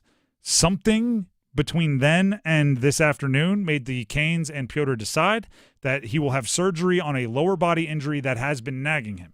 And to be clear, that's not a secret, right? He's missed time. He's been out of the rotation a few times this year already. He's been a surprise scratch from games we expected him to start this season. So I guess finally got tired of it. Let's get it fixed once and for all. According to Rod Brindamore, probably out for the year. The Canes before that, right? Hey, we got some breaking news. That was usurped by more breaking news. Before that, they claimed forward a center, Noah Philp, off waivers from Edmonton. I said it earlier. I will hopefully know more about Noah Philp by tomorrow, but with it happening this afternoon, I haven't gotten the deep dive. But what I can say on social media, Edmonton Oilers fans seem pretty mad that he's not going to be around. He was odd man out up there as guys were getting healthy. And to think about Jack Roslovic, hello, Canes fans, supplanted a guy who was a fourth-line center with size and was one of those Edmonton kind of guys that came up through the system that everybody rooted for because he walked away from hockey and then came back to it. Okay. They loved the guy. Yeah, I mean, that's what it seemed like. They wanted him to get through waivers. And reassign him and all that sort of thing. But think about it, 6'3", right-handed center. There's a demand for that even without trading for it. He has totaled 3 points, 2 goals, 1 assist in 15 games with the Oilers this season. Not heavy ice time, obviously. But he has won nearly 57% of his faceoffs. So,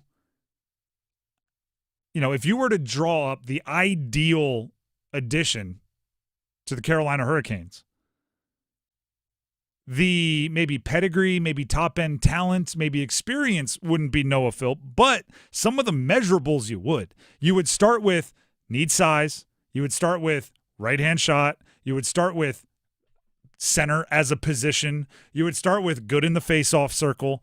Now, you'd hope it would be like, with 2 All-Stars, still young, on a reasonable contract for the next 4 years, like if we were really going fantasy stuff. But that would cost you multiple first-round picks and probably like Alexander Nikishin, right? Like that would cost you a lot more. Let's not get crazy now. I mean, if you wanted to, if you were really spending, you'd have to really spend. You don't get multiple-time All-Stars who are young on reasonable contracts for free. But you do kind of get Noah Philp for free. So if he fills 4 of the 8 boxes that you wanted to check, I get it, and I kind of get being a little excited about it. And then the other thing is, 39 hits in 30 games. Again, not playing a ton of ice, and not playing a ton of ice time. Maybe he brings a physicality element that is, this is going to sound mean, from a bit more expendable player. Right? Like, I love that Alexander Nikishin is big and can throw his weight around. I don't always want him to do it because I want to make sure Alexander Nikishin is available to be out there and playing. If Noah Philp gets the crowd into it, pumps him up on the way to the box, I'll say you enjoy your rest. I want pests. I think the Carolina Hurricanes could use a pest. Tony DeAngelo served some of that role for a while. Steph Nason had that net front presence that was not necessarily annoying, but certainly pesky. Yep. I think for the Canes, outside of, and you think Logan Stankoven because of the size, right? He's kind of this little He's scrappy, but it's... Yeah, and he plays above his size and plays above his weight. But do the Canes truly have that kind of pesky guy that just digs in, knows he's going to battle in the corners, and just kind of drive dudes nuts for 12, 13 minutes a night? It is, and it's the dumbest insult to a team in the history of the world.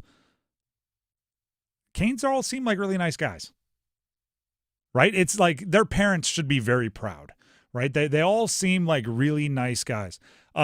Maybe there's some similarities between the Carolina Hurricanes and what Will Wade was trying to get out of NC State a couple of weeks ago, where he was like, we have really good GPAs, but we're not trying to, we're trying to play competitive basketball. That's great for a daycare. And that's nearly a direct quote from Will Wade. Maybe there's some of that with the Canes. You need somebody who was barely eligible. You know what I mean? You need somebody who the coaches had to check on in all of their 8 a.m. classes. But when they showed up at the rink, they were ready to go. Or actually, here's the example. This is the second Jason Williams white chocolate reference of the show, and this was completely unplanned. He was on number 2. Yeah, there you go. He was on a podcast, and he was talking about his relationship with Billy Donovan. And Billy Donovan used to try to get him to go to school. Try to get him to go to class. And the punishment was, if you weren't in class, you had to run at 5 a.m. Jason Williams is such a hooper. He's like, wait, so you're telling me I don't have to go to school and I'm going to be in the best shape on the team and I'm going to be able to play pickup and I'm going to be able to run more and you're not going to take me out of the game because I'm tired? Beautiful. So he would not go to class, have to run at 5 a.m., crush all the stair steps, go to bed so he wasn't in class, wake up, go to the gym early, extra shots, practice. They'd tell him after practice, you have a 5 a.m. the next day. I'm not saying it's the way you want your kids to be. I'm saying you might need one or two of those guys on the team just to be the ones who are pesky, right? They're excited to run stadium steps because that means they get to be on longer shifts on the ice. You know what I mean? Like, you need that guy. Or the way I think it was Lou Piniella used to say it. There's like, if every sport has their cliche about the same feeling, it's definitely true about hockey. Lou Piniella used to say you can't win with a team full of milk drinkers. Somebody's got to drink whiskey. Like you need the one or two or three, right? You need a handful of them. Maybe, I don't know Noah Philp. I don't know him. I don't know what he brings to the table from a personality standpoint. Every bit of analysis I've given you has been very like box score analysis. I'm just looking up what production he's put on there and also looking up the reaction to him being claimed off waivers from Edmonton. But maybe there's something there. Maybe. Do you know what's the worst part about this conversation? And I've had it a bunch about the Canes, is every time you bring up one of the players around the league who you're like, maybe they get a guy like that, it never plays. It's never like persuasive because you're always picking someone who is an absolute enemy of every team they play against. It's going like, maybe you could grab a Marchand. Everyone's like, I hate that guy. Why would you even suggest it? It's like, well, yeah, but when he's on your team, you kind of like it. I understand why you hate it and you're mad I brought him up, but if he were on your team, I think you'd feel differently about him, right? And you could go on and on. I mean, Panthers have more than a few of them, right? A Kachuk is probably similar to where it's like, yeah, I get it. I see why you're mad that I suggested it, but at the same time, I think it was a good suggestion. Like, you need one that you love to have on your team and hate to play against. And right now, I think everybody, there's a lot of guys that help you up when you fall on the Canes. The Drive with Tim Donnelly, 99.9 The Fan. We'll take a break when we come back. Carolina Panthers, big picture.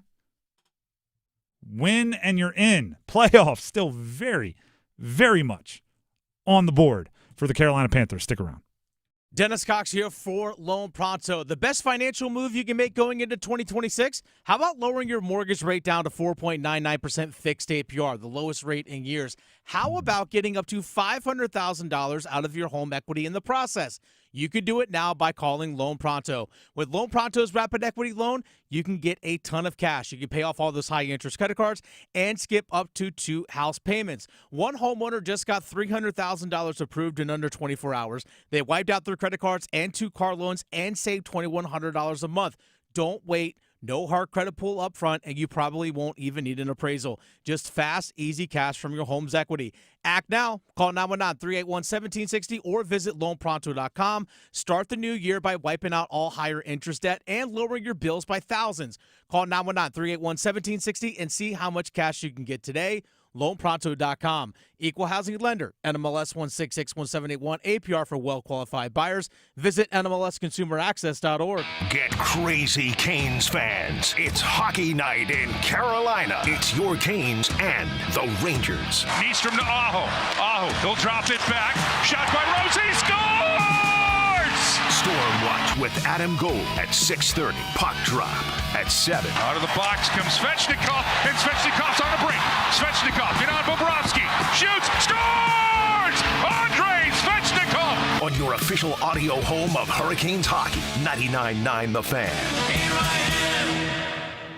If you or anyone you care about is facing a family legal matter, call Cordell & Cordell today at 1-855-GET-LEGAL or visit CordellCordell.com to schedule your consultation. There's a lot on the line in divorce. This is Joe Cordell of Cordell & Cordell, the largest family law firm in the country, with over 35 years of helping clients navigate divorce. But being big doesn't mean less personal or less local. Our attorneys live and work in your community, and as neighbors, they understand the challenges your families face. Divorce touches all areas of your life: your home, savings, retirement, and of course, kids. So when you find yourself facing divorce, you need a partner you can count on. Visit CordellCordell.com to schedule your consultation. If you or anyone you care about is facing divorce, contact Cordell and Cordell today. With over 100,000 clients served, we understand the challenges you're facing on a personal level. Call Cordell and Cordell today at 1-855-GET-LEGAL. That's 1-855-GET-LEGAL. Joseph Cordell, licensed in Missouri and Illinois. CordellCordell.com. Actual price will depend on product and subscription plan. Featured products are compounded drug products, which the FDA does not approve or verify for safety, effectiveness, or quality. Prescription products require an online consultation with a healthcare provider who will determine if appropriate. See website for details, restrictions, and important safety information.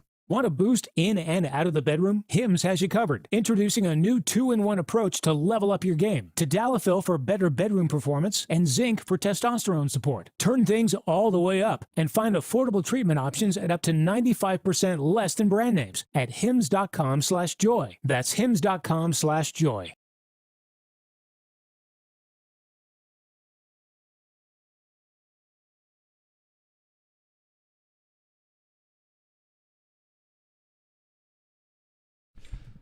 The Drive with Tim Donnelly, 99.9 The Fan.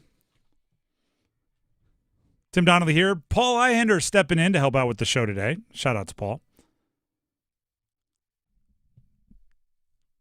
I'm deep in the Twitter world about the Bryce Young conversations right now. I just want that to be known.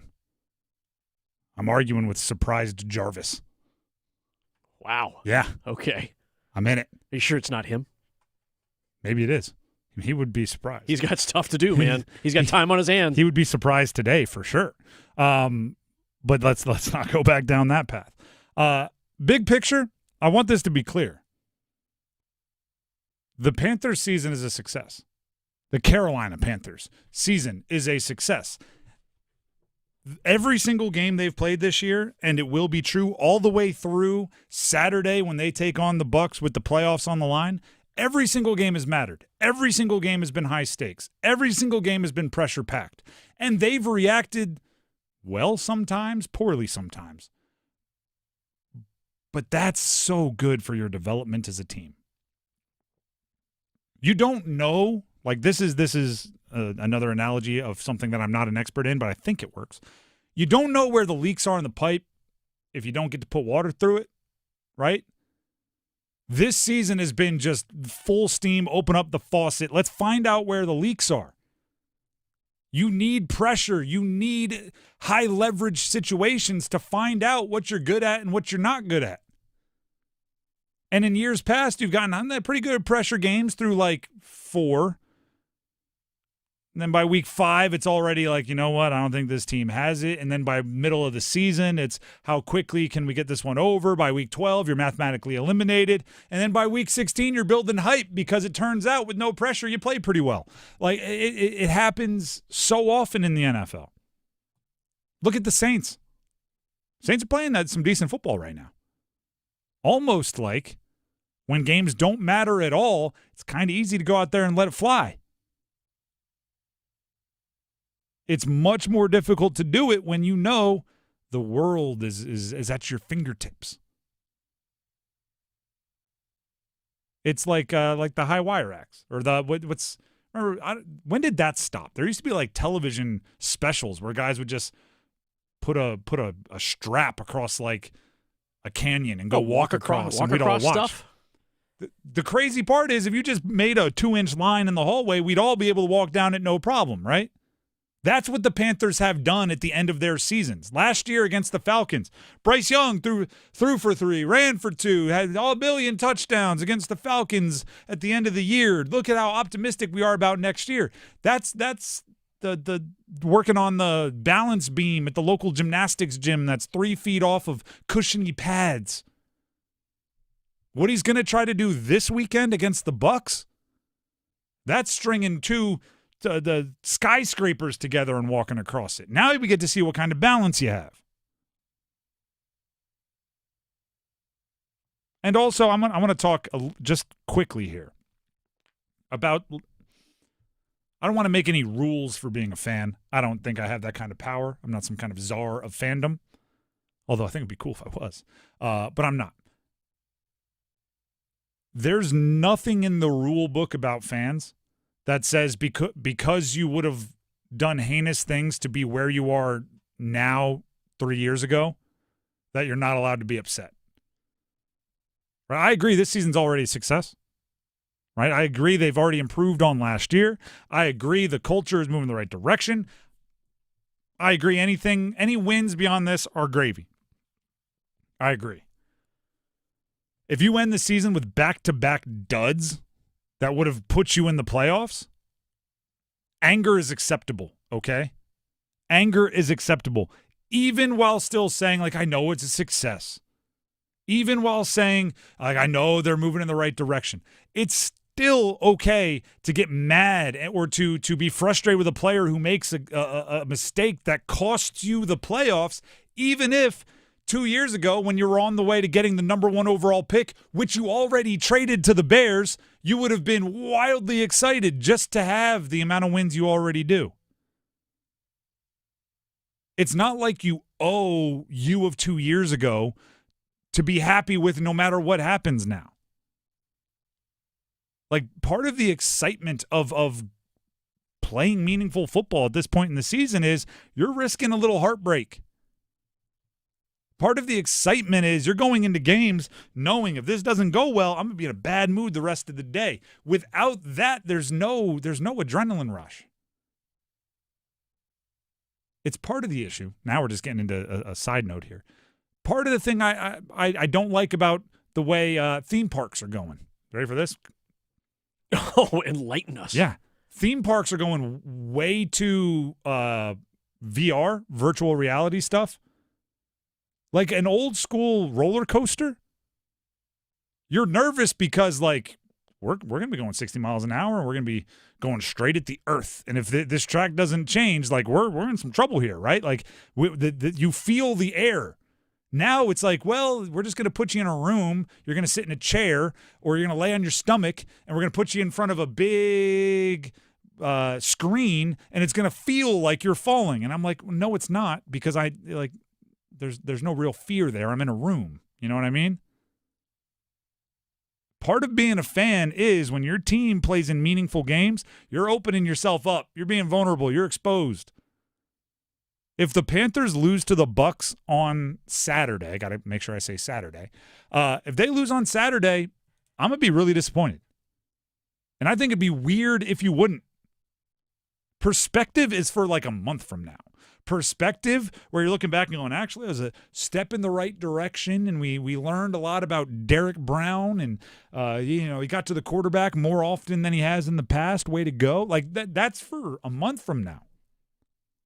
If you're not mildly to overwhelmingly excited with the fact that if the Panthers win this weekend, they're winning the division, you're crazy. Like, go win the game. The Bucs are not that good. Like, that's the dirty little secret of all of this. You just played them, and you didn't play well. And look at the result. If you play...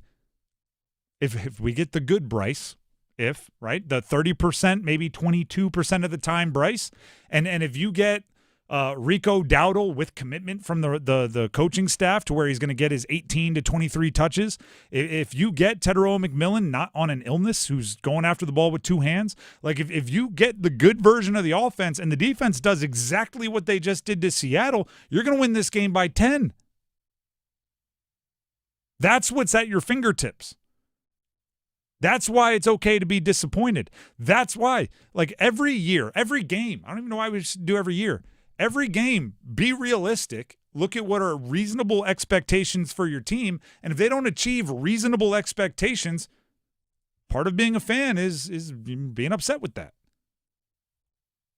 I don't like these like security guards, these crossing guards for fandom that are going around, and every time you say something that's not like, these guys are awesome because they're better than how bad they were last year, they get mad at you. I'm like, no.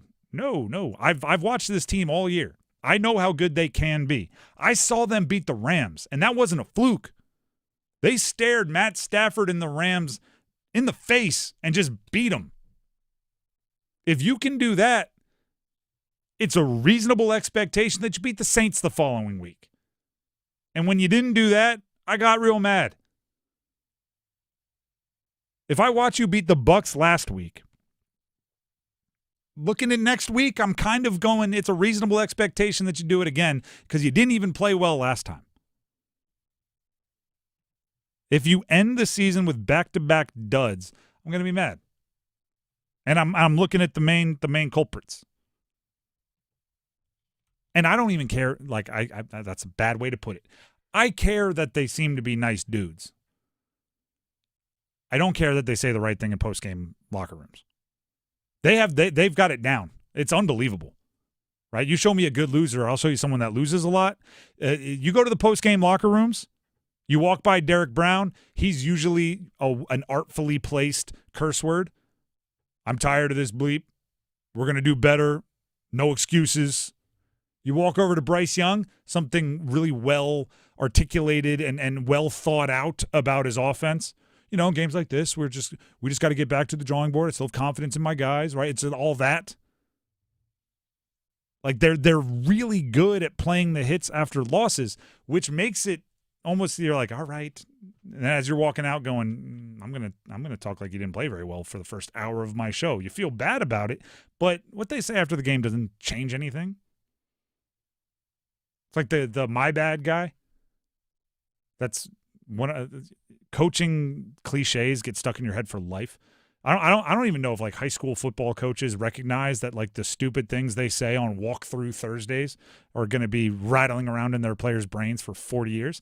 One of my coaches used to yell, "I don't want my bads. I want you to stop being bad." Because my generation, if you dropped a pass, if you ran a wrong route, my bad. That was just what we said, right? Bad throw. My bad. That's on me. My bad. You'd hear from across the way in a high-pitched voice. "I don't want my bad. I want you to stop being bad." Like part of it, like that happened. Shout out to Coach Andrews. Like part of it is that I don't want to hear accountability in the locker room from the players. We all have to be better. It starts with me. I don't want to hear that. I want you to not have as much to be accountable for. I want you passing out credit, not attracting blame. You don't realize how good of a Coach Andrews impression that was, by the way. He also said a lot of things that I can't say on radio. The Drive with Tim Donnelly here on 99.9 The Fan is coming to a close. Don't forget, Panther Talk Monday Night Football will be on Buzz Sports Radio in just a couple minutes. And here on 99.9 The Fan, there will be Stormwatch with Adam Gold leading you right up to puck drop for the Carolina Hurricanes tonight against the Rangers. And is this High School Musical coming through? You're darn right. We're all in this together when it comes to the Panthers, Tim. Hey, I'm not hating it. Enjoy. A little High School Musical on the way out here. Overdrive coming up next. Thank you to Paul for jumping in and helping us out today. We'll see you tomorrow. Until then, have a great night, everybody. The Adam Gold Show. I have no idea how the whole thing's going to play out. We've seen goaltenders come in and be good for short stretches. Remember Spencer Martin. This Brandon Bussey experience, though, might be a little bit different than that. Maybe he is just a late bloomer. Maybe he is part of the solution to what is ailing Carolina in goal. Let's ride the bus. The Adam Gold Show, weekdays starting at noon on 99.9 The Fan. It's bow time. A leg and thigh dinner from Bojangles for just $6.99. Leg and thigh dinner from Bojangles for just $6.99. So crispy. So crispy. And juicy. And juicy. So much flavor. So much. Stop it. What are you doing? What, you expect me to get this delicious deal and not say anything? You're unbelievable. You're unbelievable. With a boldly seasoned leg and thigh, choice of fixin', a biscuit, and legendary iced tea, it's a deal so good it's worth repeating. So eat and repeat while it lasts. It's bow time. It's bow time. Dine in, drive through, or tap your favorite delivery app and have Bojangles come to you. Satisfy your craving for flavor right now with Bojangles 2-piece dinner. 2 pieces of Bojangles dark meat chicken, your choice of fixin', a biscuit, and iced tea for just $6.99. That's right, just $6.99 for limited time at participating Bojangles. What are you waiting for? When you're hungry, it's always bow time. Adam Gold in studio with my friend Sammy Hanna, owner-operator of the Aluminum Company of North Carolina. Are you feeling the spirit of the holiday, sir? We love the holidays, Adam, and we are feeling the spirit. It's been a great year. Just want to thank everybody out there, our listeners, our homeowners, our employees. everyone involved that makes the aluminum company great. Thank you, thank you, thank you. Or do you get the sense that people ask for like green or red siding during this time of the year? We have not gotten a request for green or red siding, but that is something we can always try and accommodate. We're here to help our homeowners with any concern they want to do. You can do green or red metal roofing. We can. Yes, we can. Do they ever stripe it like green and then red and then green and then red? We That have would be not dumb. had that request yet, Adam, but we are here to accommodate any homeowner request. Sometimes you just really feel the spirit of the holiday. And we can accommodate. Happy holidays to you. Thank you very much for all you do for us, for sponsoring my hockey podcast. Happy holidays. Appreciate and thank that. AluminumCompany.com. Pros don't just show up. They prove how it's done with precision and without shortcuts. Makita tools are built the same way, with a dedication to lasting quality, trusted performance, and results that reward your effort year after year. When the job calls for the best, call on Makita. Built to be the best. Available at the Home Depot. I'm attorney Brian Ritchie. Getting hurt in a car wreck comes with all kinds of stress and frustration. But when you call me, I'll be on top of all of it. So all you need to worry about is getting better. If you've been injured in a car wreck, I'm on top of it. Contact us at ritchielaw.com. Broadcasting live from the Lenovo Studios. WCMC HD1 Holly Springs. 99.9 The Fan. The Triangle Sports Leader. This hour of Overdrive is brought to you by Blue Shark Vodka, the world's smoothest vodka. Pour Blue Shark Vodka at your holiday events to lift your spirits this season. Blue Shark Vodka, the shark that doesn't bite. It's 6 o'clock. Time to shift into overdrive. All highlights, no filler. As we run it back from the drive with Tim Donnelly. There will be some thoughts